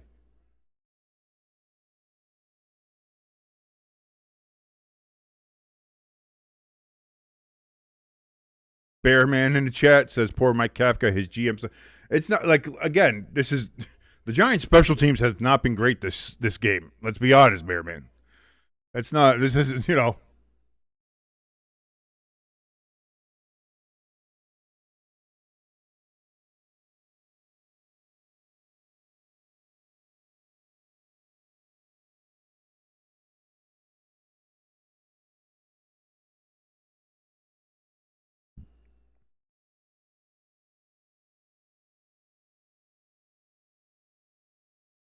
'And the Giants, they're just playing possum there. They're not going for it. Delay a game, moving back 5 yards and no punt.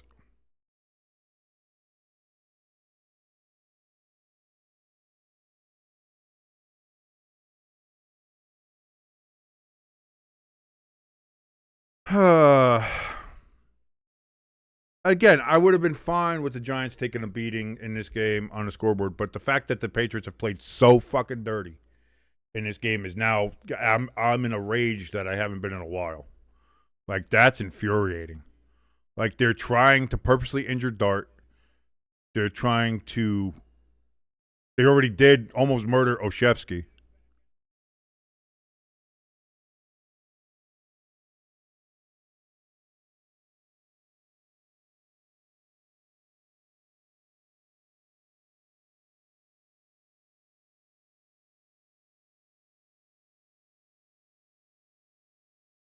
.107 remaining here in the second quarter. Patriots get the ball back. I feel bad. I was so happy to come back on air after, obviously being off for Thanksgiving and Sunday, and now I'm sitting here just trying to get my adrenaline to go down after seeing what Ellis has been doing to the Giants. The Giants have to come out in the second half and purposely target him. They need to go after his knees. They need to go after his head. They need to hit him late. They need to hit him low. They need to look to break shit. They need to make sure his season is done and maybe his career. Or if he does play, he'll never play the same way again. That's what the Giants need to do here.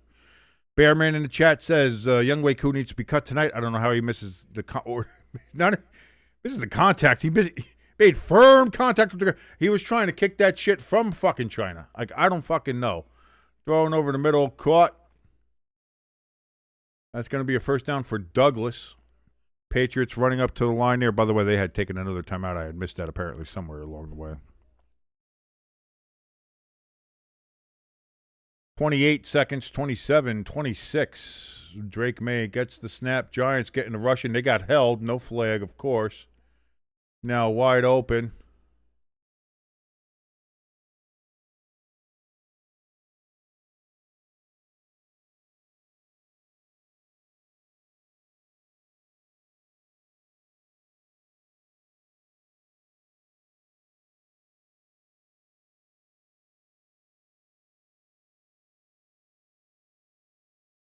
Paul in the chat says they've always played that way, going back to the Brewski days. Well, if Vrabel's their coach, I guess that's what it is. Vrabel's just a dirty cocksucker, and so is his team.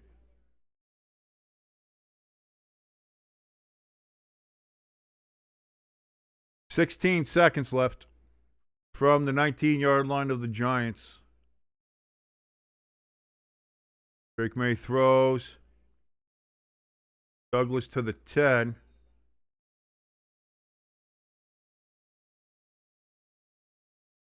Timeout with 2 seconds left.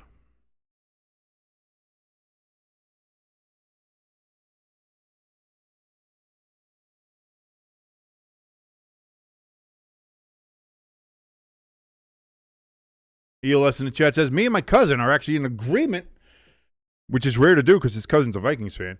We're in agreement that the Patriots need to be suspended for 1 to 3 games. I don't know if you can suspend the entire team, but Ellis needs to be suspended for time and fined.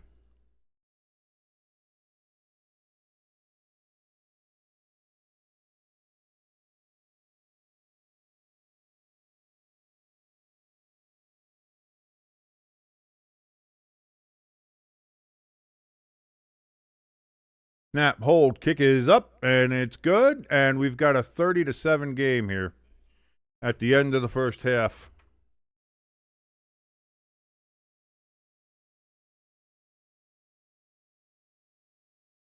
So that was a half.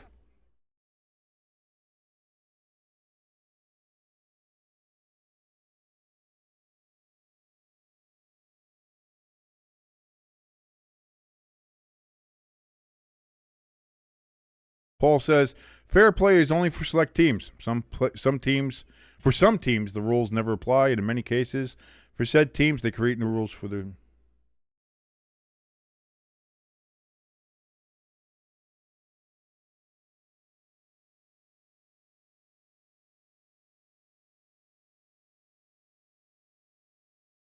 Yeah, shut the fuck up, Vrabel. You fucking piece of shit. Fuck you. To think I liked him. To think I liked Mike Vrabel. To think I liked him. That's what I get. That's what I get for liking.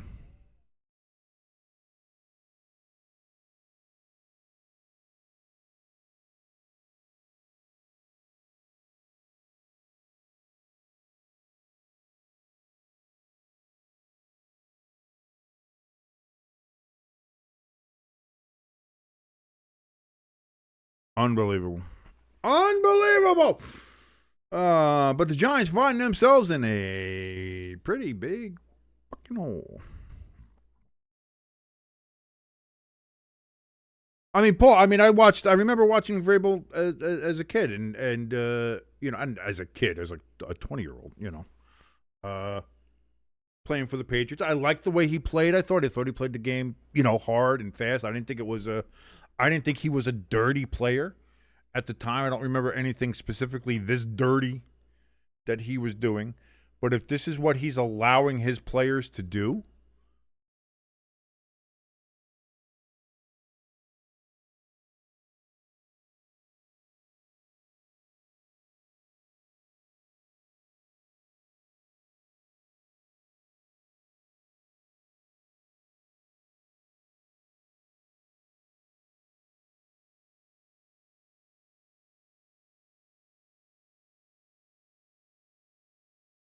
I'll say this, on top of everything else, like we talk about how nasty and dirty the Patriots have been in this game, especially Ellis. And I say the Patriots, I really mean Ellis. That's the guy I'm talking about here. Like he's the one. Funny, his first name is Christian, Not very Christian of what he's doing. Trying to purposely end people's careers and their livelihood. So it really is just him. Like, if we're going to be honest with each other. Because he was the one who tried to murder Jaxson Dart going out of bounds, and he's the one who pretty much has murdered Olszewski. So he's the guy that the Giants have to focus on and do it. If we can get him injured significantly before the end of the game, I'll be happy. I think that'll be good. And I'm sure the rest of the NFL will probably appreciate that as well. If we're going to be honest with you.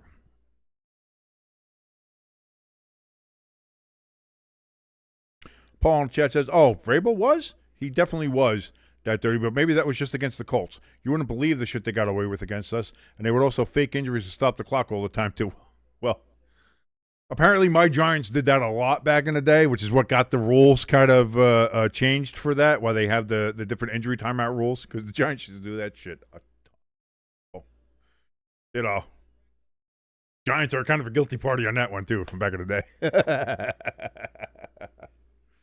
Oh, good times, Paul. Good times. Back when the Giants were good. Back when the Giants were good enough to fake injuries and try to get an advantage to win games because they were going to the playoffs and trying to win Super Bowls. That seems like so long ago. Such a long time ago for me and my New York Football Giants. But yeah, so that's the end of the first half.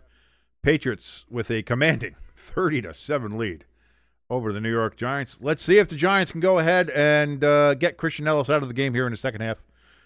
Certainly hope we can. Certainly hope we can injure that son of a bitch rather devastatingly.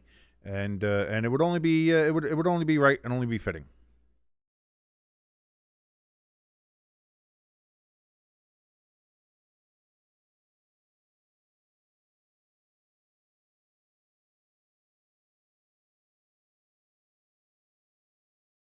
I wish I knew how to pronounce that name, but I'm going to say it again. Penn State is right now focusing on BYU coach Kalani Sitake to fill in the head coaching vacancy. That report is coming from Pete Thamel. By the way, LSU just can't stop being the most hated team in the country, can they? They get rid of Brian Kelly, and everybody's like, "Oh, finally LSU."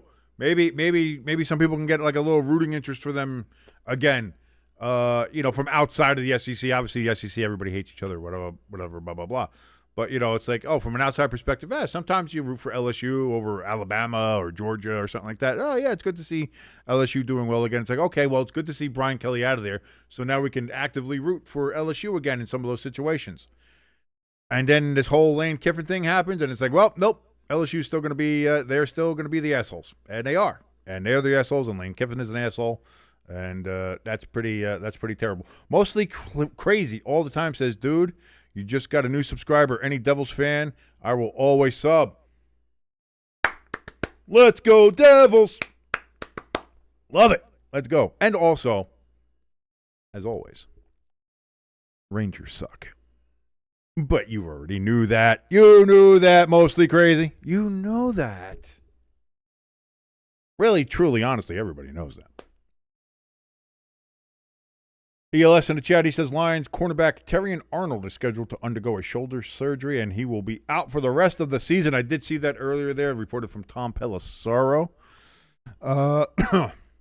Things are not going great for the Lions, and right now, Thursday Night Football, we've got one going up, which is the Cowboys, and one going down, which is the Lions. Can the Lions change their fortune? Can they get back into this playoff race, or will the Cowboys start making a larger case for themselves to maybe get into the playoffs? And who would have thought that just 3 or 4 weeks ago? Not I, not you.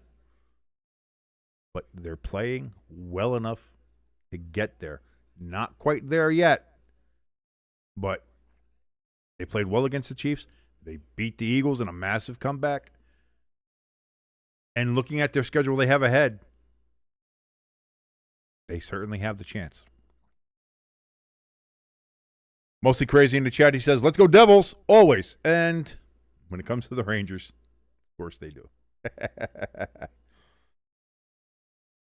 And I did see that was rumored for a while, but apparently it is now just breaking news here from Pete Thamel that Pat Fitzgerald, former coach of Northwestern, has signed a deal to be the next coach of Michigan State.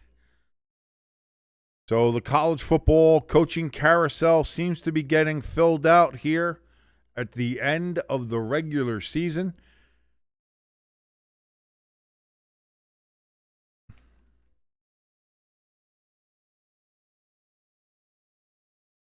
So we'll see what happens there. Of course, tomorrow is going to be the college football playoff selection show. Well, not select, but the college football ranking show. And the last one before the official selection show, as a championship weekend is upon us.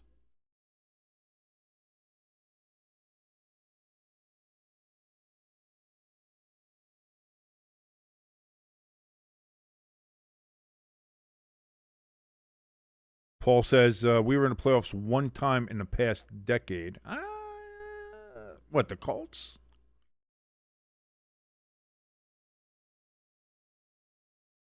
I can't remember. I honestly haven't paid attention to the Colts, unfortunately. As close as you think. Obviously, they haven't. They haven't been in the playoffs since Andrew Luck retired. I don't think so.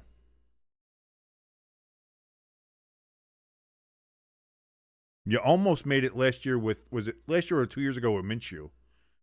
and it was that dropped pass on a fourth down, just killer. That hurt.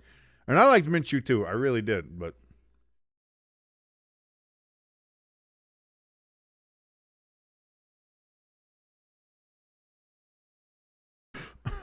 Paul says Penn State should have kept their coach. Franklin didn't deserve to be fired. Yes, he did.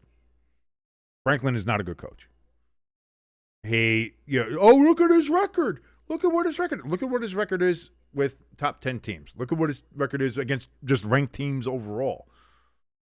Look at what his record is in big games, what would be quote unquote big games or championship games. That tells you all you need to know. And Penn State doesn't want to be third or fourth place behind Michigan and Ohio State, and some years Iowa. You know what I mean? Like the Penn State was tired of doing that, and especially when they went into this year in the preseason ranked number 2, which I thought was wild work to begin with from the AP, saying that Penn State is the number 2 team in the land.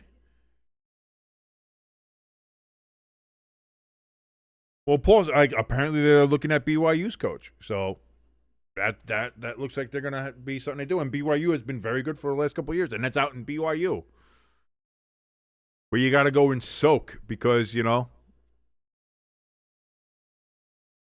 Mormons. So I don't know. Maybe he'll be better working with you imagine going from BYU to then Penn State, which is a massive leap in resources, funding, facilities, everything. And that's it. I'm not saying BYU doesn't have great stuff. BYU is a great football culture. They have a great football team. They have, I'm sure, great recruiting and all that stuff. But Penn State is on a different level from that.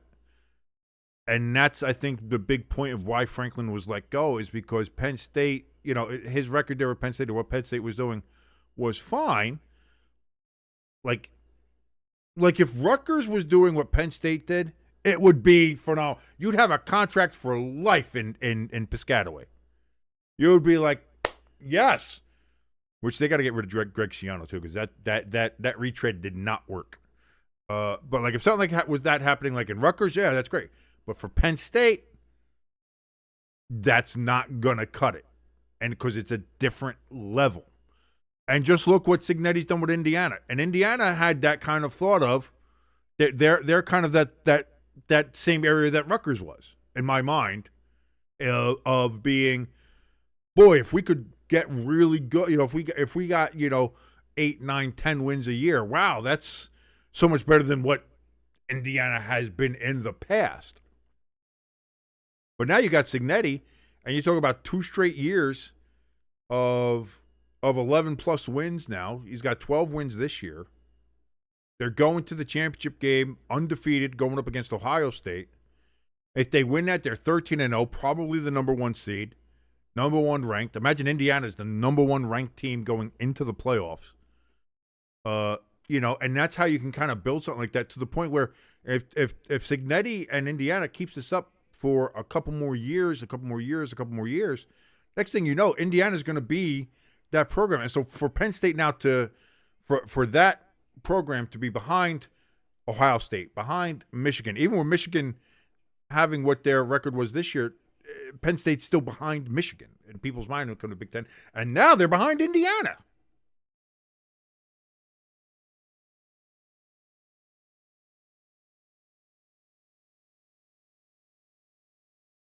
All right, they're getting ready to start the second half here. Let me get some coffee and I'll be right back.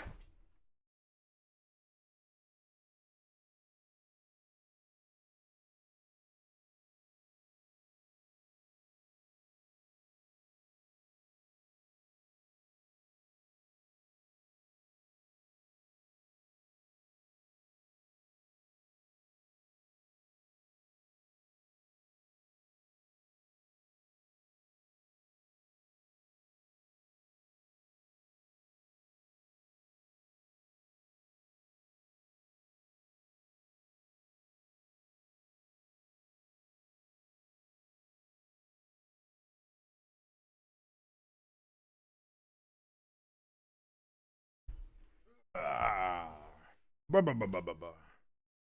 La-da-dee, la-da-da-doo, la-da-da-da, la-da-dee. And we are in the third quarter here.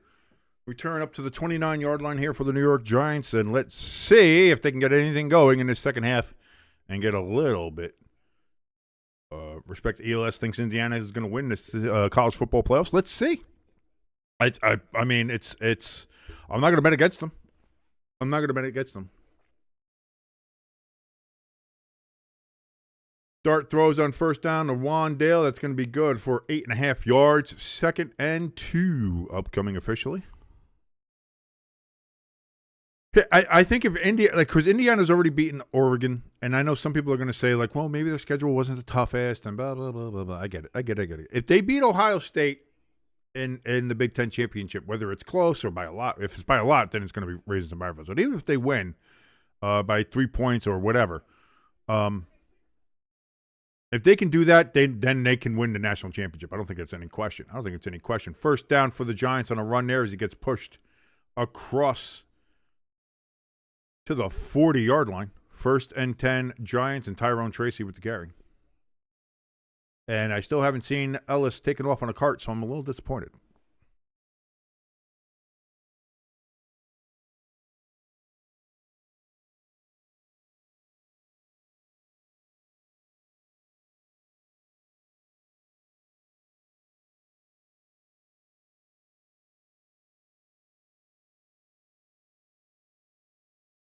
Dart throws over the middle, reaching catch, caught. Theo Johnson. If he would have gotten that a little earlier, it would have been a touchdown and only a 3-point game at the time.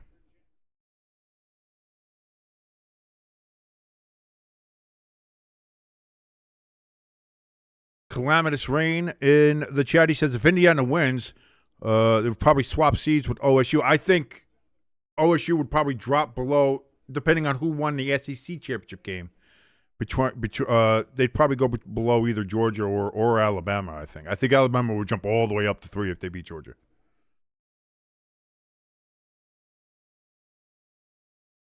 Paul says excited for Saturday. I'm excited for, again, I'm excited for it all. I love it. Wandale, he catches it, and it's going to be good for 3 yards. They're going to say only 2 because, of course, they do. 2nd and 8 coming up for the Giants.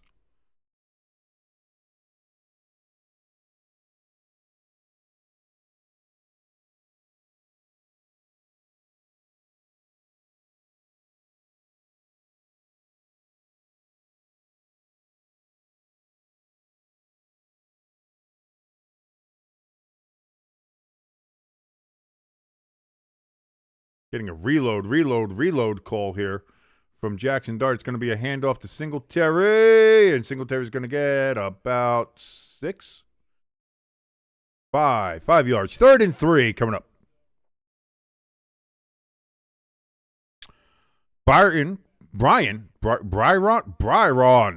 33 wants to know, is it my glasses or my head that is crooked? Probably a little both. Probably a little bit of both. Tell you the truth. ELS says Devils lost today, by the way, 5-3. Thanks a lot, ELS, for telling me that. I hadn't seen that quite yet because I was kind of doing a lot of stuff, settled back in home after the family visit on the weekend. But, it's not good. The Devils have kind of slowed down from their hot 8-game winning streak at the start of the season.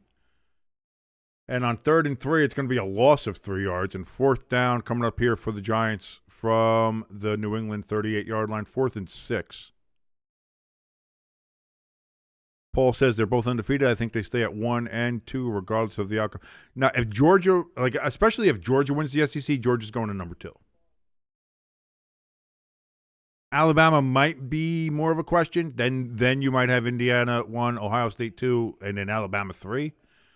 But I think if Georgia wins in the SEC championship game and Indiana wins, then I think Ohio State drops to at least 3.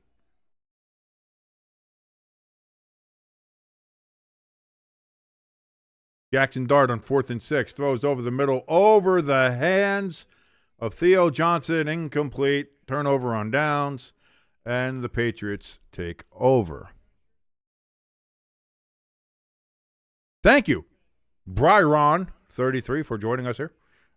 Stay tuned, sports. I certainly hope that you have a fantastic time here. If you'd like, please hit that like button, hit that share button, and let others know that we exist. And of course, hit us up on that subscribe button as we're on the road to 1,000 subscribers. Thank you so much.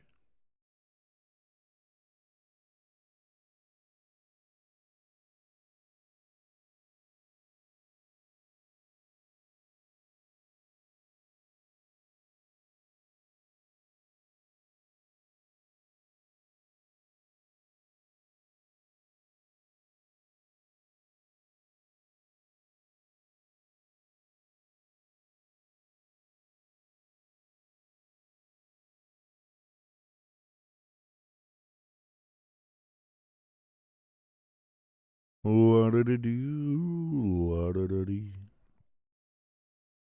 we're in a commercial break. Usually there we go. I was going to say ELS. Where's the trivia question, man? We're in a commercial break. What's going on?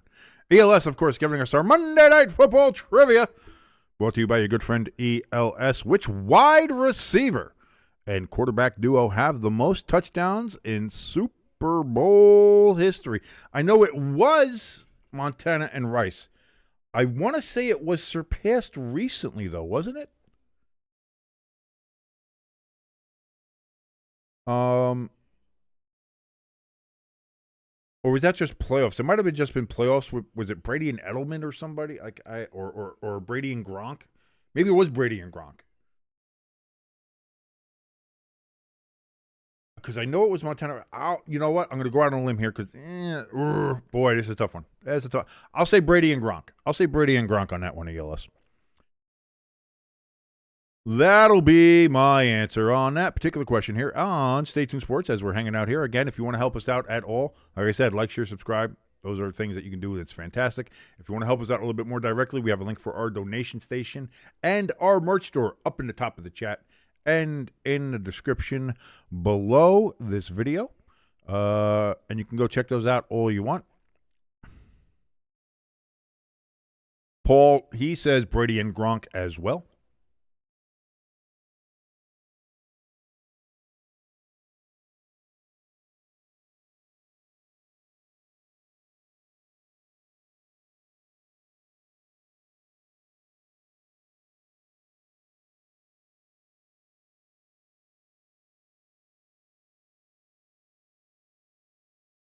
And it was Brady. I know they recently, I think it was when he was in Tampa that's when it happened. Because they had it obviously in New England, but I think the record finally got broken with the Tampa Super Bowl. I think. Don't get me wrong. No, I mean, don't take my word for gospel here.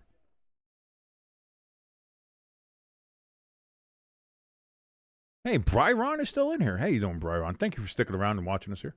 And joining us here on the Stay Tuned Sports community. Yeah, I was going to say, I think the Tampa Super Bowl is what pushed him over the edge.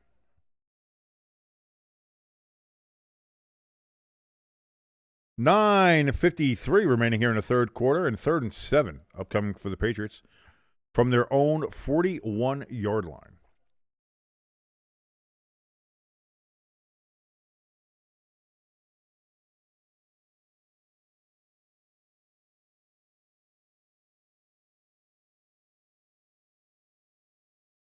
Drake Maye steps back. He's looking. He scrambles over to his left.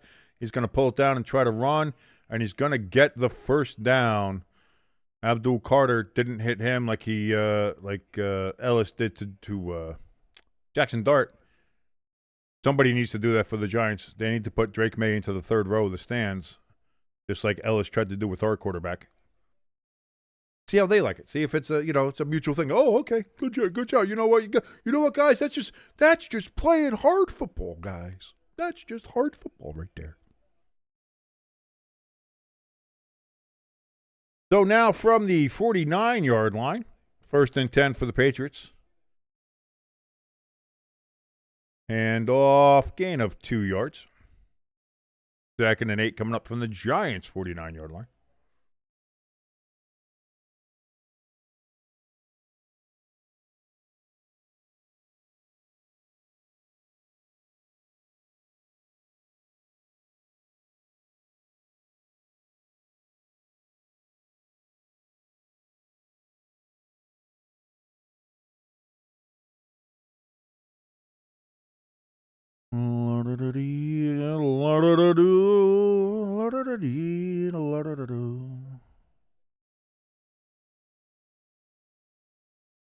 Mario Douglas, who's kind of been the guy tonight there for the Patriots, he gets a first down for the Patriots, 1st and 10 from the Giants' 40-yard line.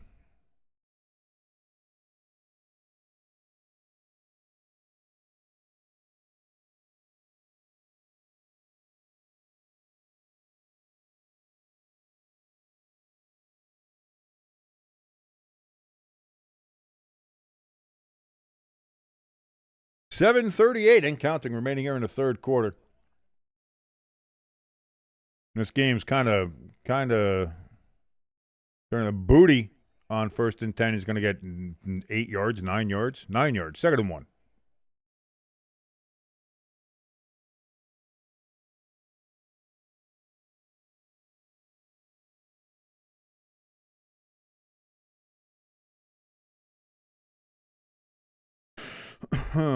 Hey, ELS, you got to look at the positives in life, and winning at fantasy football, especially when your team is already 2-10 and now is getting their asses handed to them on Monday Night Football. Oh, no gain on 2nd and 1, 3rd and 1 upcoming.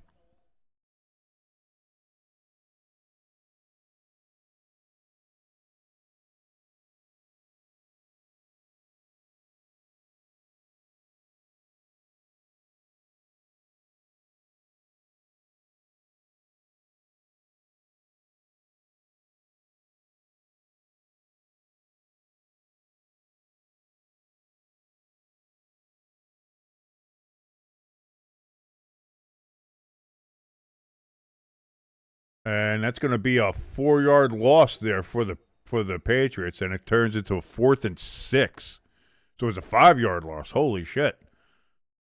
So the Patriots got a first down. They got 9 yards, and then they've done nothing but go backwards. 4th and 6 now for the Patriots. From the Giants' 36, I'd imagine they just go for a field goal here and make it 33-7 as they continue to just, pile on points. And why wouldn't you?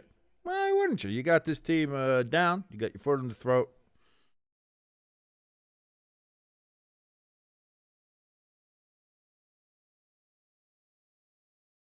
No, the Patriots are going to go for it. They're really trying to twist the knife here. And that's fine. Drake Maye looks, throws. It's going to be caught, and he converts it to a first down. Diggs gets the reception, first down, Patriots. As the Giants, had a chance to do something good, and were unable to do so.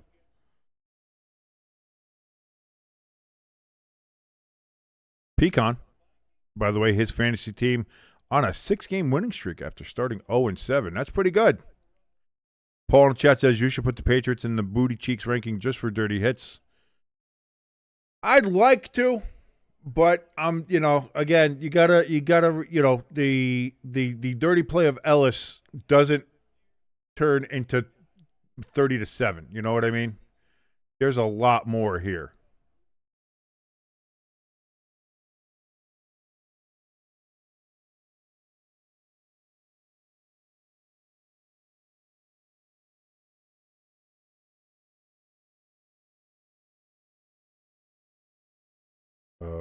I wanted to check and see what am I doing here.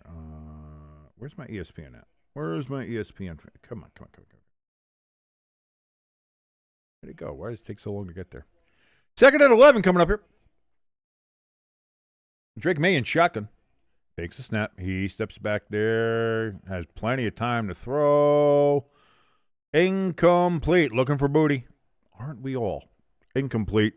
3rd and 11 coming up for the Patriots. It doesn't matter. They're going to go for it on 4 downs anyway, and the Giants will probably give it up on a 4th down and 21 play, and they'll get a first down or a touchdown on it either, just knowing this Giants defense. We said it couldn't get any worse than Shane Bowen, and I think technically that's true, but it certainly has not gotten any better without Shane Bowen. That is something I think we can all agree on, at least at this point. Definitely not better. When you're down 30-7, that's definitely not better. Oh, bubble, incomplete. 4th and 11. upcoming for the Patriots. Mike Vrabel's trying to bitch about something. He can eat a bag of dicks with his dirty players.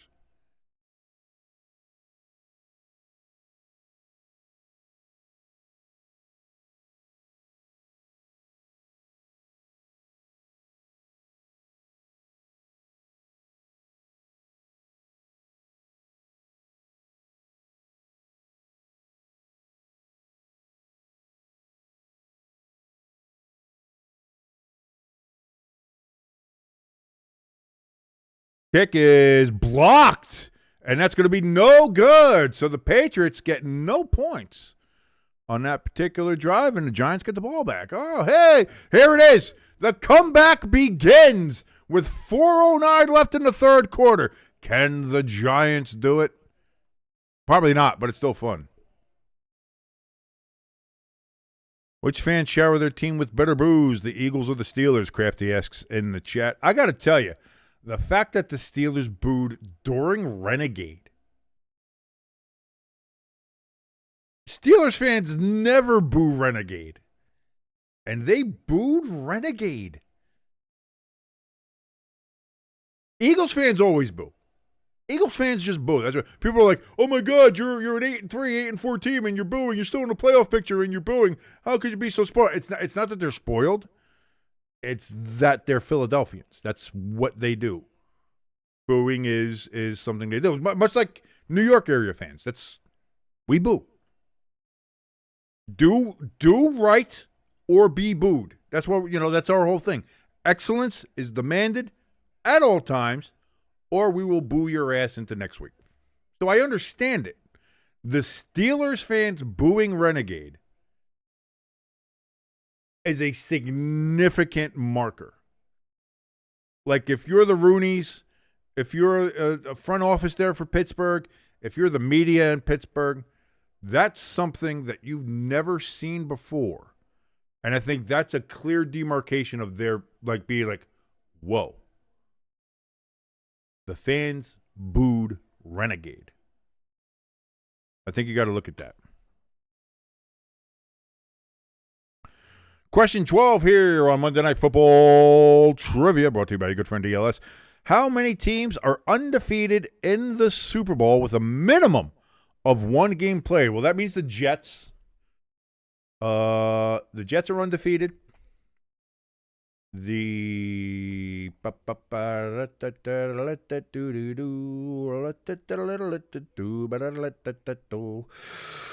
who else? I'm going through the list here. The Steelers have been beaten. Dolphins have been beaten. 49ers have been beaten. Jets. Ravens. Ravens are 2-0 in the Super Bowl.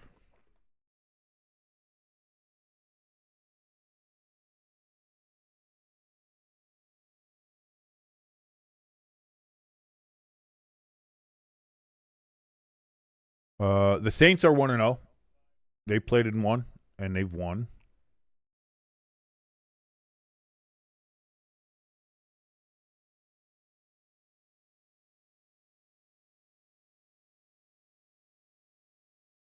Tyrone Tracy with a 7-yard gain on first down.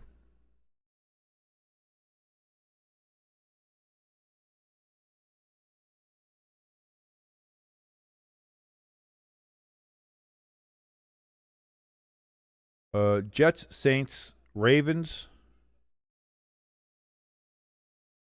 Have the Buccaneers lost? No, they're two. They've only been to 2 Super Bowls, right? Dart with time to throw. Pulls up and he runs and dives head first like a fucking idiot. Dart. They've already shown that they want to murder you and knock your head off of its shoulders. Please, don't give them the opportunity to do that. Jesus Christ.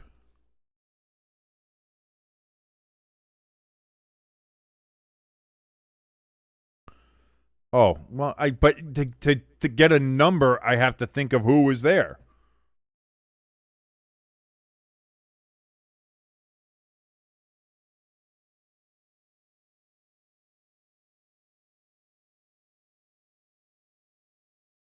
Yeah, I'll go with the 4, I suppose, because I was at Jets, the Buccaneers, the Saints, and the Ravens. Yeah, I think that's it. I'll say 4. I might be missing one, but I don't think so.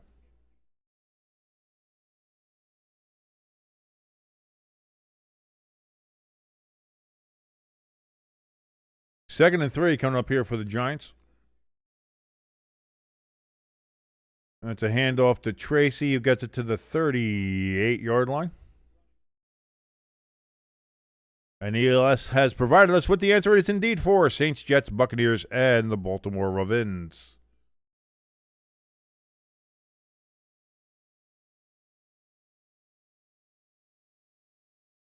Jaxson Dart, 13 of 17 in this game so far. Not bad. I mean, that's not bad numbers. He's got a touchdown, only for 99 yards, though. That's not great. Drake Maye, 19 of 25 for 235 and 2 touchdowns. A little bit better. A little bit better there for old Drakey boy. Handoff to Tracy, and he's going to get 9 yards on 1st and 10. They're going to say only 8 yards.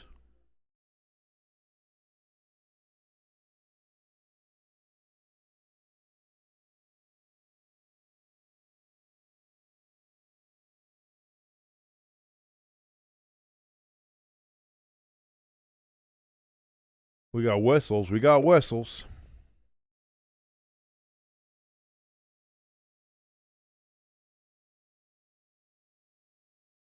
Time out for an injured. No, he wasn't injured.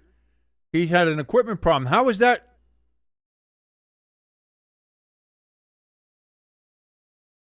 How does he get a? Why do they get a free timeout?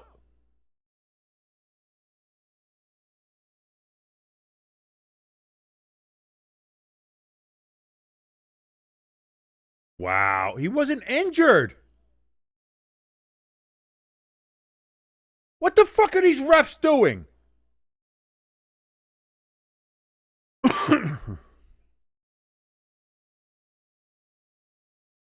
Absurd.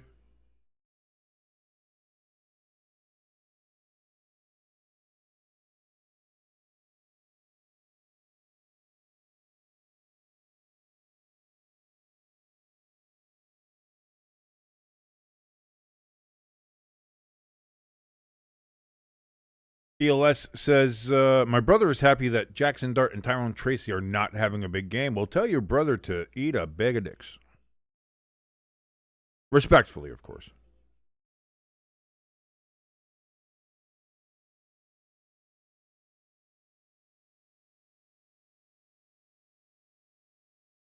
So finally get the first down and 10 play here. 2nd and 9 upcoming here for the Giants from the New England 25-yard line. And that might be the last play of the 3rd quarter.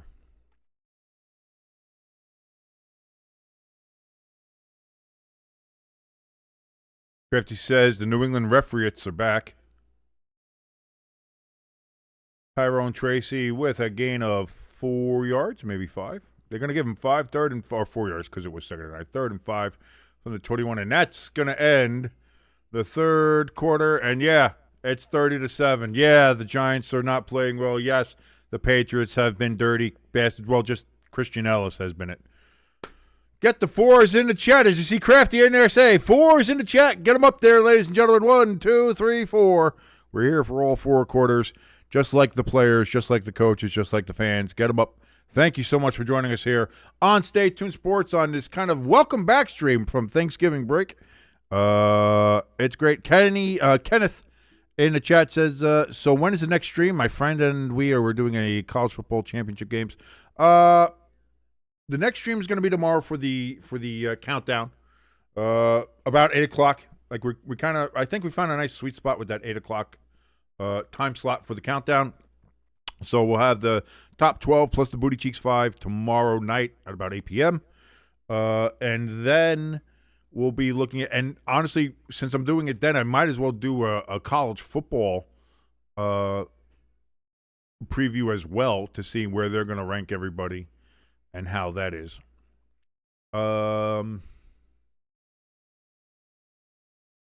Then Thursday Night Football, Lions and Cowboys. I don't know if I'm going to do any of the college football championships. on Friday or Saturday. We'll see. We'll see what I got going on. I might do the big. Maybe I'll do the Big Ten. Maybe I'll do SEC. Maybe I'll do Big Ten. I don't know. But we'll figure it out. ELS says already know who my top 12 is. I have an idea. I might make some changes. Not from this game, but just from thinking about other things. I might make a change here or there. Not sure. But we'll look at it. We'll look at it from there. And I might make a change. Question 13. How many teams have lost 4+ Super Bowls? How many teams have lost 4+ Super Bowls? We know the Bills, the Minnesota Vikings. Those are your two big ones right there.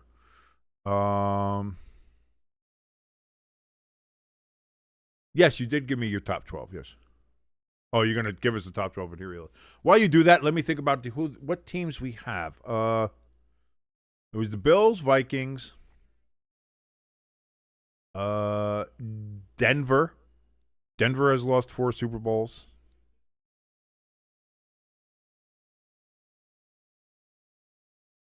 Miami's lost a few, but I don't think they've lost 4.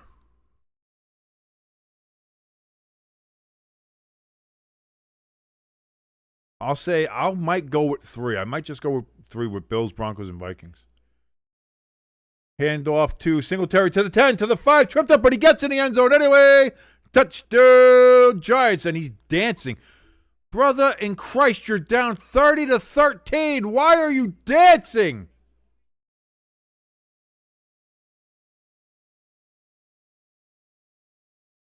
Giants are going to go for 2 here to make it a 2-possession game.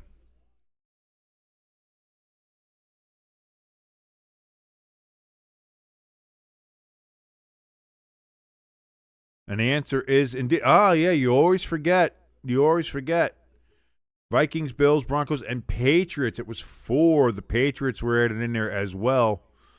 Yes, we know the 86 one where the Bears crushed them. And then they lost Super Bowl 31 against the Packers. Then 2 against the Giants.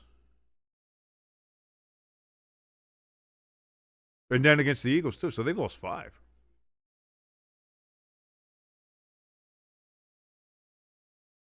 Dart just running around trying to find somebody, throws. Caught, and it's good. 2-point conversion for the Giants is good. Slayton gets it as Dart ran about 40 miles. So now the Giants have cut the lead in half, literally 30-15 here with 14:54 left in the fourth quarter. Does that mean the Giants are going to come back? No. But at least it's something. By the way, ELS is giving us his top 12 right now. And we'll see. He'll probably give it us again tomorrow night at 8 o'clock when we're doing this live. But his top 12, ELS has number 12, the Houston Texans. At number 11, ELS has the Carolina Panthers after their surprising upset of who we all thought was the number 1 team in the NFL, the Los Angeles Rams. At number 10, ELS has the Buccaneers. 9, he's got the Colts. 8, he's got the San Francisco 49ers. At 7, he's got the Buffalo Bills. At number 6, he's got the Packers. At number 5, ELS has the Jaguars. At number 4, he's got the Los Angeles Rams. At number 3, he's got his hated rival, the Chicago Bears. At number 2, ELS has the Seattle Seahawks. And at number 1, ELS has these very New England Patriots, listed as his number 1 team in the NFL after 13 weeks.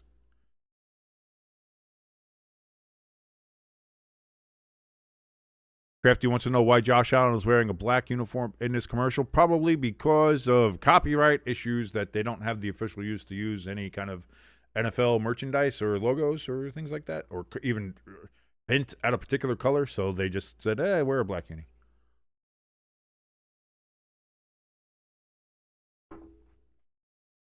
Crafty says, amazing to think that the Colts and Steelers looked like they were running away with their division a month ago. And now they're in danger of not even making the playoffs altogether. Well, I mean, the Steelers' collapse was kind of obvious. It was kind of obvious that was going to happen. And I'll say this. We all thought that Steelers' defense was going to be the strength of that team. Not only are they just not as good as we maybe thought that the defense should be, the Steelers' defense is straight up bad. The Steelers have a bad defense. Simply put, the Steelers are bad on defense. And you're paying that kind of money to T.J. Watt. You're paying that kind of money to Cam Hayward. You're paying that kind of money to Patrick Queen and Fitzpatrick and all the oh, no, they traded Fitzpatrick. So they got Ramsey. That's right. It's Ramsey, not Fitzpatrick. They traded him. So Ramsey's who I meant. But, yeah, so you're paying all that money and did all these trades for all that, and this is what you're getting. Patriots get to return up to the 23-yard line, and that's where they will start with a 1st and 10. Question 14, by the way, here on Monday Night Football Trivia, brought to you by your good friend ELS. Our good friend ELS. Name all 4 teams that have never appeared in the big game. That would be the Detroit Lions. That would be the Cleveland Browns. That would be the Houston Texans. And that would be the Jacksonville Jaguars. Crafty has said that exact same. Lions, Texans, Jaguars, and Browns. Crafty also says that the Steelers' whole game is to get turnovers and nothing more, and the defense isn't good enough to get the turnovers. And Arthur Smith is a bad offensive coordinator. That's going to be a big gain for the Patriots. They get a ton of yardage and more. First play from scrimmage gets a 1st down and 10 from the 23 to the 43, 20-yard gain for the Patriots. Hunter Henry with the reception.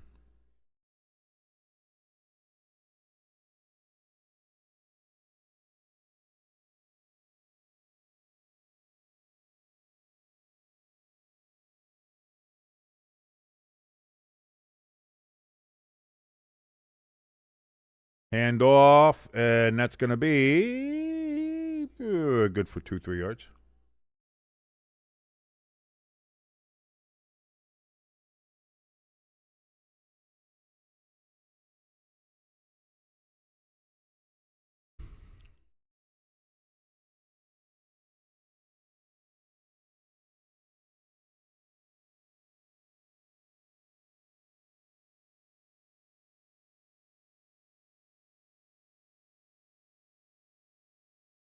Second and 8 for the New England Patriots. Drake Maye under center from the 45-yard line.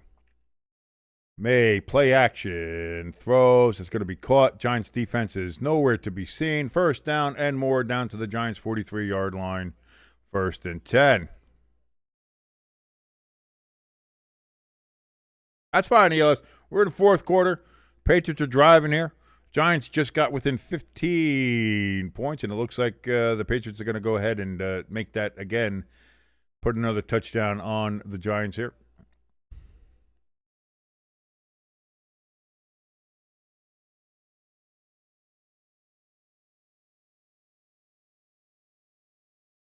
Maye in shotgun. Got 2 of his buddies in the backfield with him. He takes the snap. It's going to be a handoff delay. Gain of 2 yards. 2nd and 8 from the 41-yard line of the New York Football Giants. Go nuts, ELS. Why not? Well, it started December 1st. Get some Christmas quotes. Christmas movie quote trivia. There we go. I can say things. I'm good with words.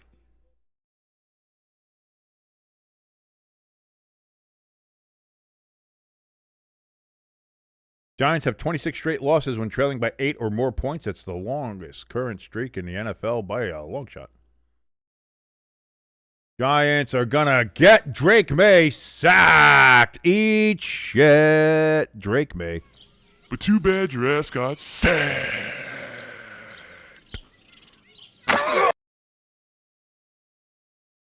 Barnes in on the sack there for the Giants. Now it is 3rd and 12 for the Patriots all the way back at the New York Giants 45-yard line.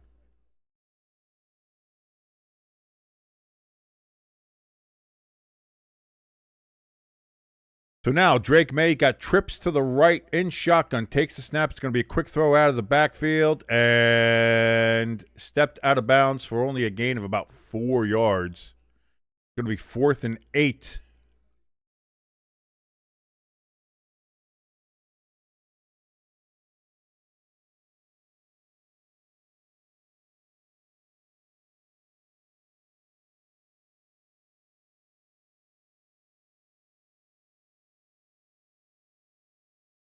Crafty in the chat going to try his hand at some trivia. Says, name the best quote ever in NFL history. I know you won't think it's a matter of opinion once you hear the answer. Was that when Geno Smith saw Aaron Donald coming near him, absolutely unblocked, and said, oh, my God. I think that, to me, that was pretty good. That was pretty good. And the Patriots are going to have a flag for delay of game. If the Giants were smart, they would decline it.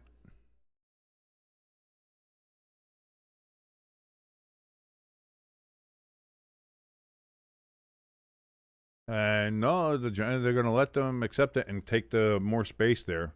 So now 4th and 13 from the 46.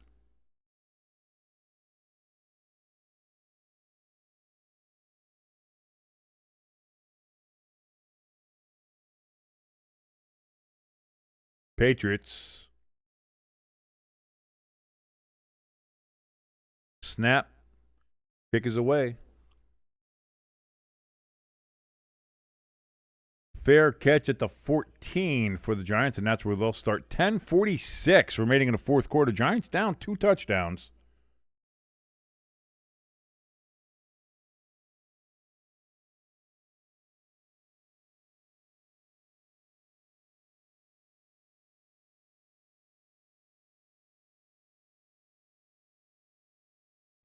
I like Burger King. I don't know anybody else. I like it. I think Burger King's good. Question 15 here for Monday Night Football Trivia, brought to you by our good friend ELS. As I mentioned before, go give our friend ELS some love over on his own YouTube channel, ELS Train Tuber 501. That is ELS Train Tuber 501. He's a great friend. He's a great person. He's got great videos up there about all the trains up there that go by in northern Wisconsin. He's got great history on them. Plus, just who doesn't want to check out some trains? Big-ass diesels just running through. Chugga-lugging. Good stuff. Plus, he's got nice little shorts and information and videos about the Indoor Football League and various college hockey up there in the Wisconsin area, northern Wisconsin area, the Upper Peninsula there in Michigan, western Michigan. He's got his fingers in a lot of pots. There's our friend ELS. So go give his channel a look. ELS Train Tuber 501. Give him a like, give him a share, give him a subscribe. That'll help. Anyway, question 15. Now you listen to me, young lady. Even if we're horribly mangled, there's still no sad faces on Christmas. Where does that movie quote come from?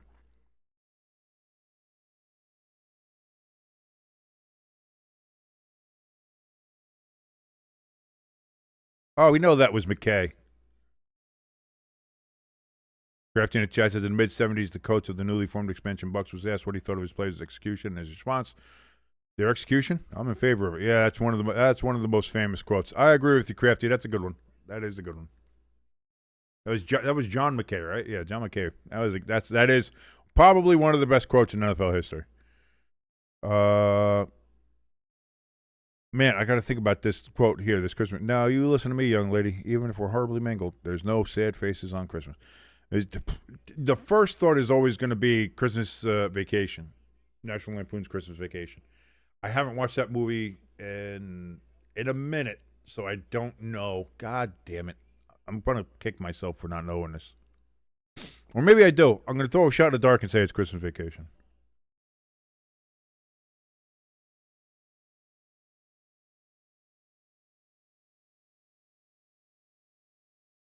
So here we go, 10:46 remaining in the game. Giants have first down and 10 from the 14-yard line. Jaxson dart under center.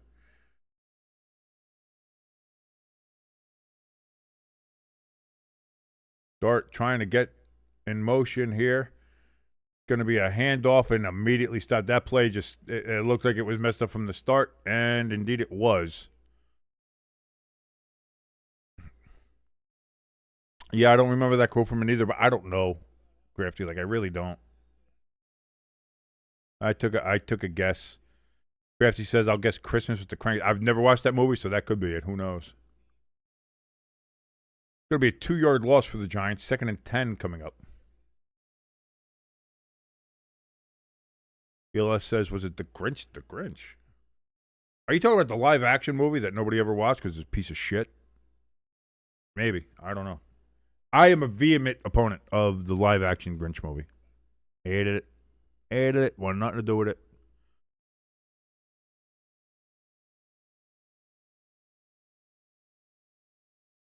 Although, who knows? Like, again, I'll never forget.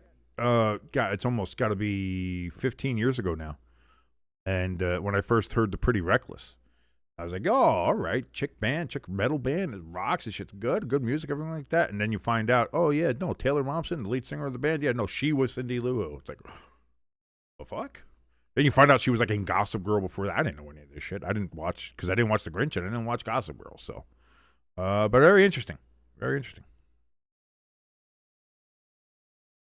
Answer was How the Grinch Stole Christmas. Yeah, no, if it's a live action one with Jim Carrey, I'd never watched that movie, so I wouldn't know.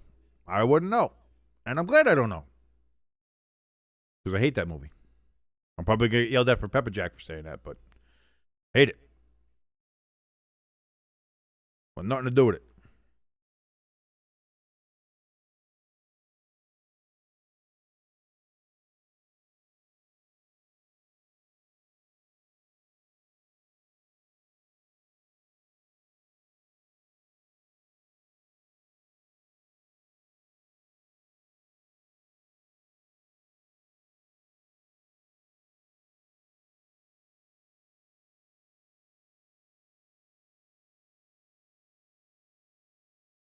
So yeah, wait a minute. If this is the thing, then the playoff. I just looked at the fantasy thing. If the playoff bracket is set here, Elis, boy, the playoff bracket's going to be pretty good.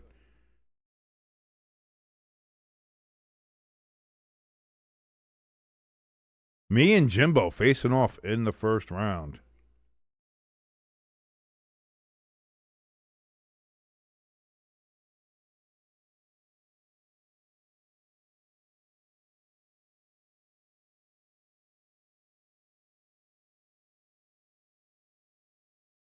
And I'll say this, for a team that was given an F grade at the beginning of the draft, the fact that I ended up 8-4 and only one game behind you, ELS,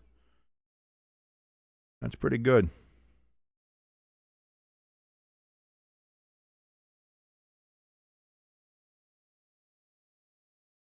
I'm in number 3 in the power rankings. Pretty good. 2nd and 12 coming up here for the Giants. Throw to Singletary out of the backfield. He's got a legion of blockers in front of him. It's going to be 2 yards short of the first down, 3rd and 2 from the 22. You know what that means. You know what that means. Wait, where is she? There she is. There's our girl, Taylor. Hi, Taylor. Great to see you. Haven't seen you all game. At least we got one in there. Taylor Swift. Here are the Giants, 3rd and 2 from the 22. Dart back, looks, throws. He's going to pull it down, run it himself, and he gets the first down. Just over the first down marker for the Giants. 1st and 10 from the 25. Question 16. You're not Santa. You smell like beef and cheese. Oh, is it Bad Santa? One Billy Bob Thornton? I haven't watched that one either, so. Hand off to Singletary is going to get 3 inches, maybe. Crafty says, my favorite scene in Christmas Vacation is when Randy Quaid empties his RV waste into the sewer and yells, shitter was full. And Chevy Chase then turns to his wife and asks, have you checked our shitters, honey?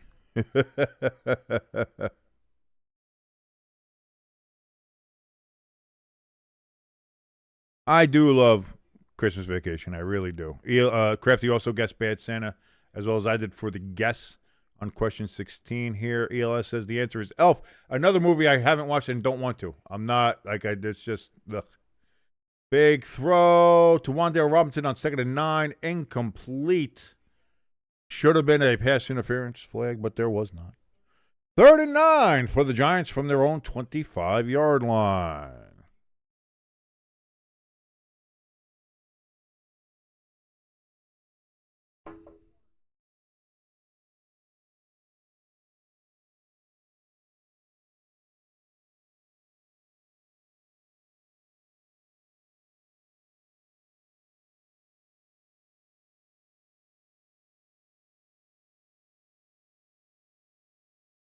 Starts in shotgun. Takes the snap. Good protection. Now he's going to pull it down, saying to come back. He looks, but he gets to the line of scrimmage and he doesn't throw it. Oh, it's 4th and 9.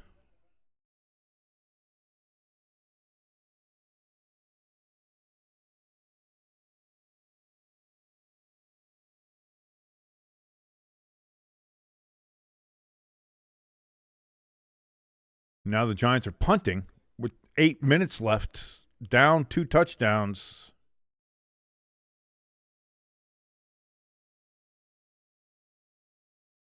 I mean, I'm not quite sure I understand this. Like we gotta get something going, and our defense is not exactly.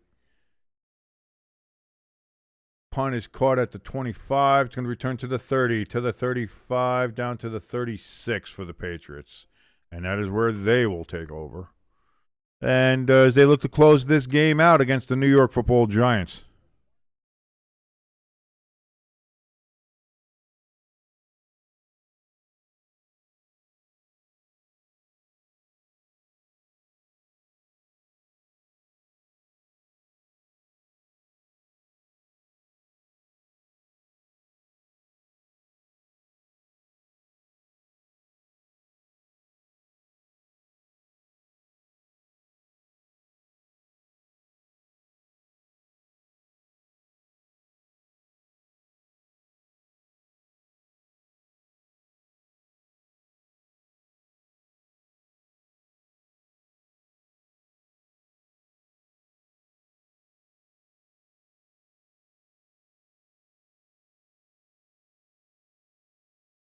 ELS says, in my own league that I'm in with fantasy football, we started the playoffs this week.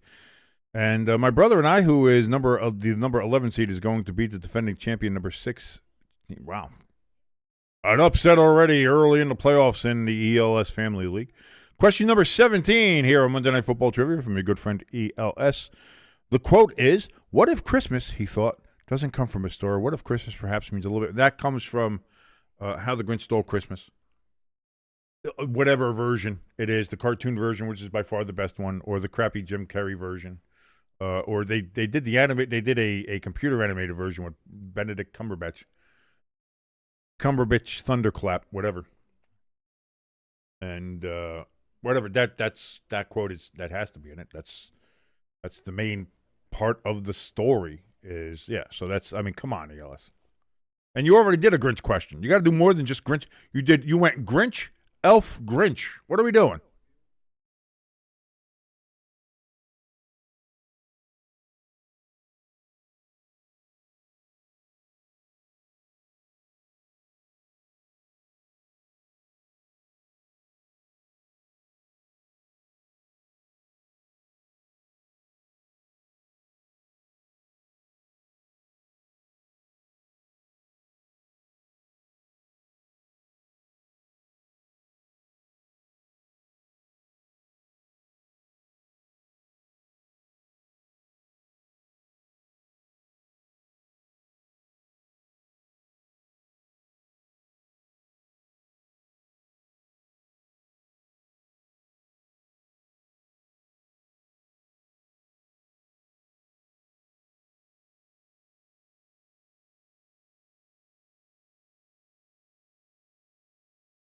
Funny how Patriot fans are singing a song from a guy from Jersey who's a Giants fan.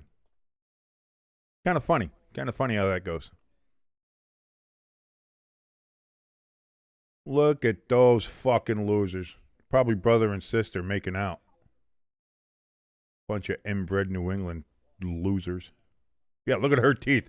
If that ain't the mark of some genetic compoundment, I don't know what is. Handoff, big gain. Henderson gets just a massive gain on 2nd and 3.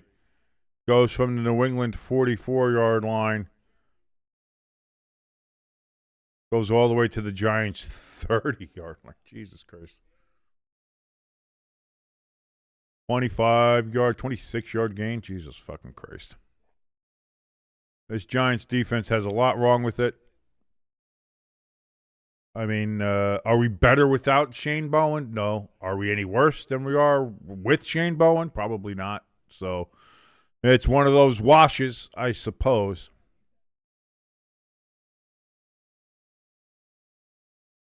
Drake Maye. He's going to look down the field. Wide open. Caught. Touchdown. There's a flag down, however.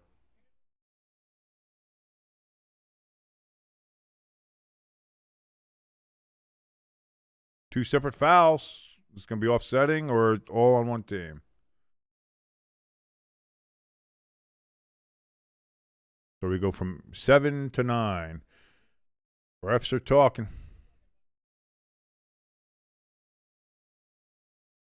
Fouls by both teams. Illegal shift on the Patriots.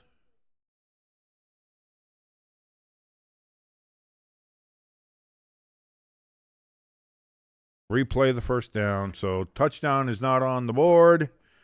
Play never existed. Erase it from your mind. First and 10 again from the Giants' 30-yard line.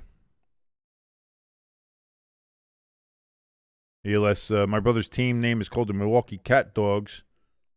Cat Dog.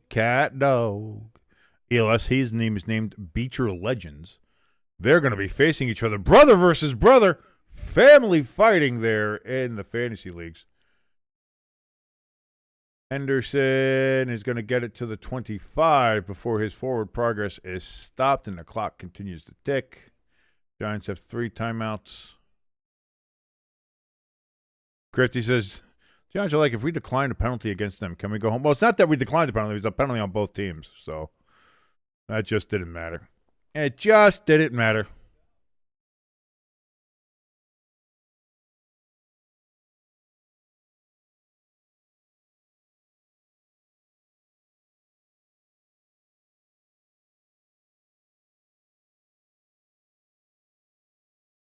Throw it on 2nd and 4.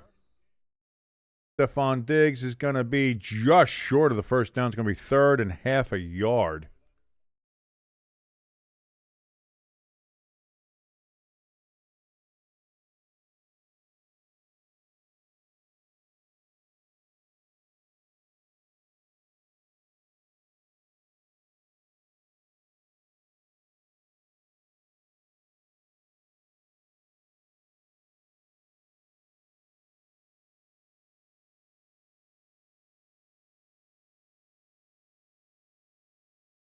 Drake Maye, quarterback sneak. He's going to get the first down by about half a yard. So, again, first down Patriots. 4:46 remaining in the game. All over but the crying. I don't think I might cry. But like I said, earlier on, I was saying this is more like preseason, really, when you think about it. Giants took a timeout. That's why they stopped the clock, by the way.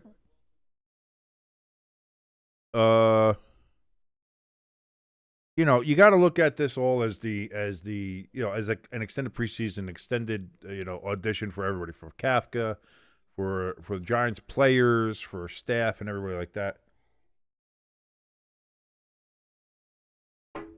Gotta say, not a great audition today. Today, flubbed a lot of lines, missed the mark, spoke over people. Not great. It was not great. Handoff here, Stevenson. He's going to get 6 yards, 5 yards, 2nd and 5 coming up from the Giants' 14-yard line. As we're just killing time until this game is over, Giants take their second timeout. I was hoping for a better game to come back to than this. Even Giants or not. I mean, obviously I'm going to cover all the Giants game, but I was hoping this would be a little bit better. Just for any game, you want to have a good game. You want to watch a nice game. This was not it. This game was unfortunate, and again, it was marred a lot by Christian Ellis and his borderline criminal plays in this game. One against Dart, one against Olszewski. ELS wants to know, King, I wonder what the discussion is going to be in the rubber room. It's going to be something shady in the chat. It says, howdy, Shady. Great to have you here on Stay Tuned Sports. Watching along here on Monday Night Football with the Giants and the Patriots. Drake Maye is going to run for about a yard loss on that play. Not sure why that was. A 2-yard loss goes from 2nd and 5 to 3rd and 7.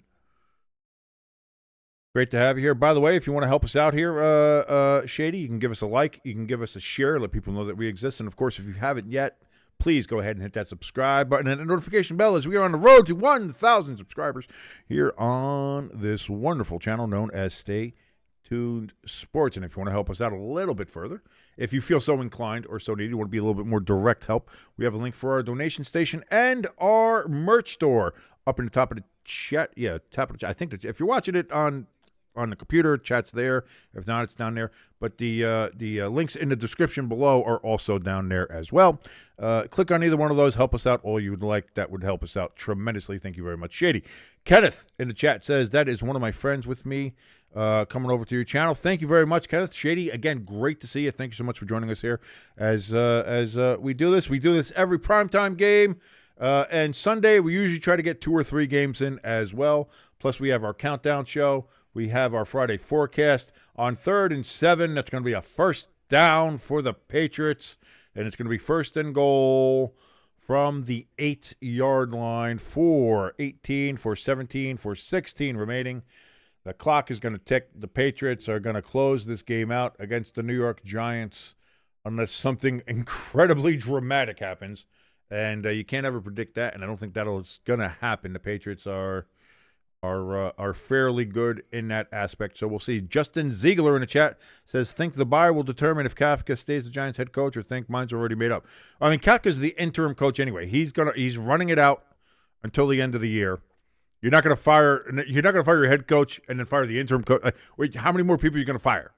You're gonna, eventually you're going to have the water boy being a head coach. You can't do that. So whatever, at this point out, it's whatever the Giants have. This is an audition for Kafka, and we'll see how it goes in the rest of these games. That's the point. It feels like I don't even know if the wins and losses are the most important thing right now for the Giants. It's the evaluation of how does the team react to Kafka? How does Kafka react? How does the team respond to him as a coach? How does he perform as a coach? Broken up on 2nd and goal, 3rd and goal coming up here. So Justin, I think it's that's the case. I don't think Kafka's going to get fired. If the Giants play like this game for the rest of the way, I think it's clear he's not going to be retained as head coach. There'd have to be a massive change from that. So we'll see what he does after the bye. And so, because after that, you got, 4 more games left for the New York Giants? You got week 14, 15, 16, so 5 games. Because they have this is week 13, week 14 they have the bye, and you have week 15, 16, 17, and 18. So it is only 4 more games. So there you go. Oh, you were referring to just beyond if okay, I'm sorry. Yeah, I think what we're going to see happen here is going to that's the whole thing. I think this is all an audition for him and for the staff. But Haley in the chat says, King, the Rubber Room is here to say hi. Hi, Rubber Room. Great to see you. I'll be in there after the game. We'll have some stuff to discuss. I'll try not to curse. I'll try to be nice. But we'll see what happens here. 23-yard field goal attempt to make this an 18-point game for the Patriots. Snap, hold, kick up is wobbly, but when you're that close, it's good enough. And when you're just not good, you're good enough. That's what matters in the league. Shady says, share it out. Thank you so much, Shady. You are a gentleman and a scholar. Pedro, he says, Chip wanted to check on you. I'm coming in after the game. I'll be there. Chip says, what grade are we looking for the Giants? Oh, Chip. This feels like an F to me. Pedro says, fire Kafka. No, we're not firing Kafka. I was going to say maybe fire this. I mean, we've already fired the head coach. We fired the defensive coordinator. I would imagine maybe fire the special teams coordinator. Maybe that's the next step. Are you sure you have a new DC? Apparently. I don't know. Like I said, is he any better than Shane Bowen was? Clearly not. Is he any worse? I don't think so. If anything, we got a lateral move. You know, at least, here's the other thing, too. Shane Bowen would coach the defense pretty well until the fourth quarter, and then we'd lose all the heartbreakers. At least with this game, it was over rather early.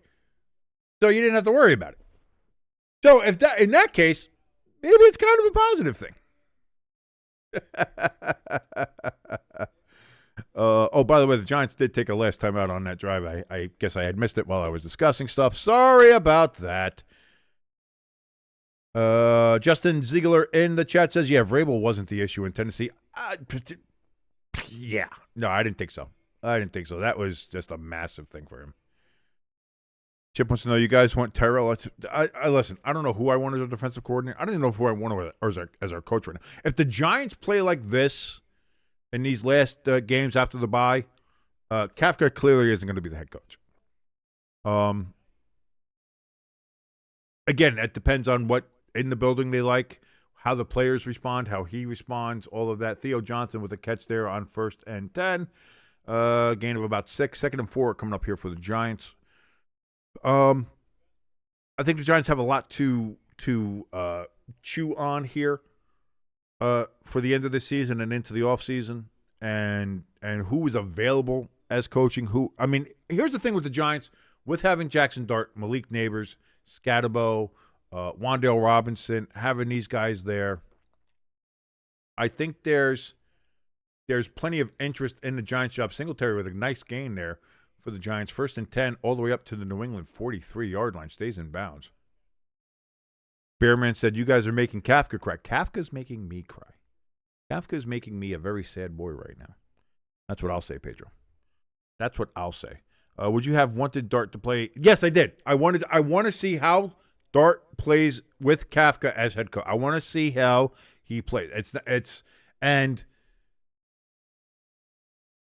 while I am still wanting Christian Ellis to be absolutely murdered by somebody in the NFL, somebody just to do a flying tackle right in on his knees and ruin not only his season but maybe his career, and to watch him cry as he's carted off the field would bring me nothing but joy. Some of those hits and some of the things that Jaxson Dart took today were his own fault, and he's not learning. He's still diving head first. He's still not going out of bounds when he should. Like, protect yourself. Learn to protect yourself, and he still hasn't done that. So there's a lot there that he still needs to get better at. Sean in the chat says, please don't take Clint Kubiak from us. No guarantees. As I said, for the Giants, the world is our oyster. So we'll see who wants to come lick our oyster. Crafty in the chat says, I love how the Jets began racking up wins once they committed to tanking. You know. Sean Colbert in the chat says he needs to stop pulling a tour. Yeah, no, he's eventually going to get to the point where the softest hit's going to give him a concussion, because he's going to get so many concussions because he's not protecting himself. And so on that, I agree with you, Sean, 1,000%.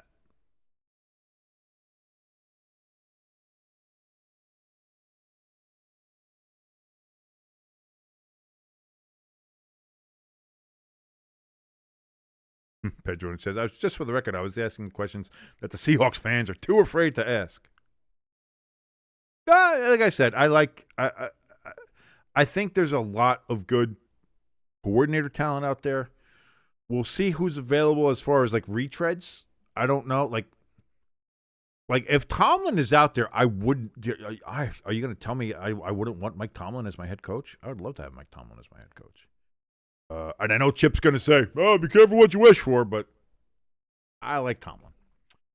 Although, to be fair, Chip has kind of defended Tomlin as well, but I think we both agree that maybe his time in Pittsburgh is done. And sometimes you just need a change of scenery. I get it. But I would take Tomlin in a heartbeat. But also, like, the younger talent out there, like Clint Kubiak, you're gonna have some of the young coordinators out there available. On the defensive side, I like Halfley from the Packers. Is that the way the Giants will go? It seems like most people are looking for the offensive side now. But I still wouldn't mind getting a defensive-minded coach, to be honest with you. Chip says, I'll talk about Tomlin later. Yeah, we'll get in the rubber room. We'll talk about that. Dart's going to get sacked here on 2nd and 2. And I know it's my quarterback, but I play it for all sacks. So, But too bad your ass got sacked.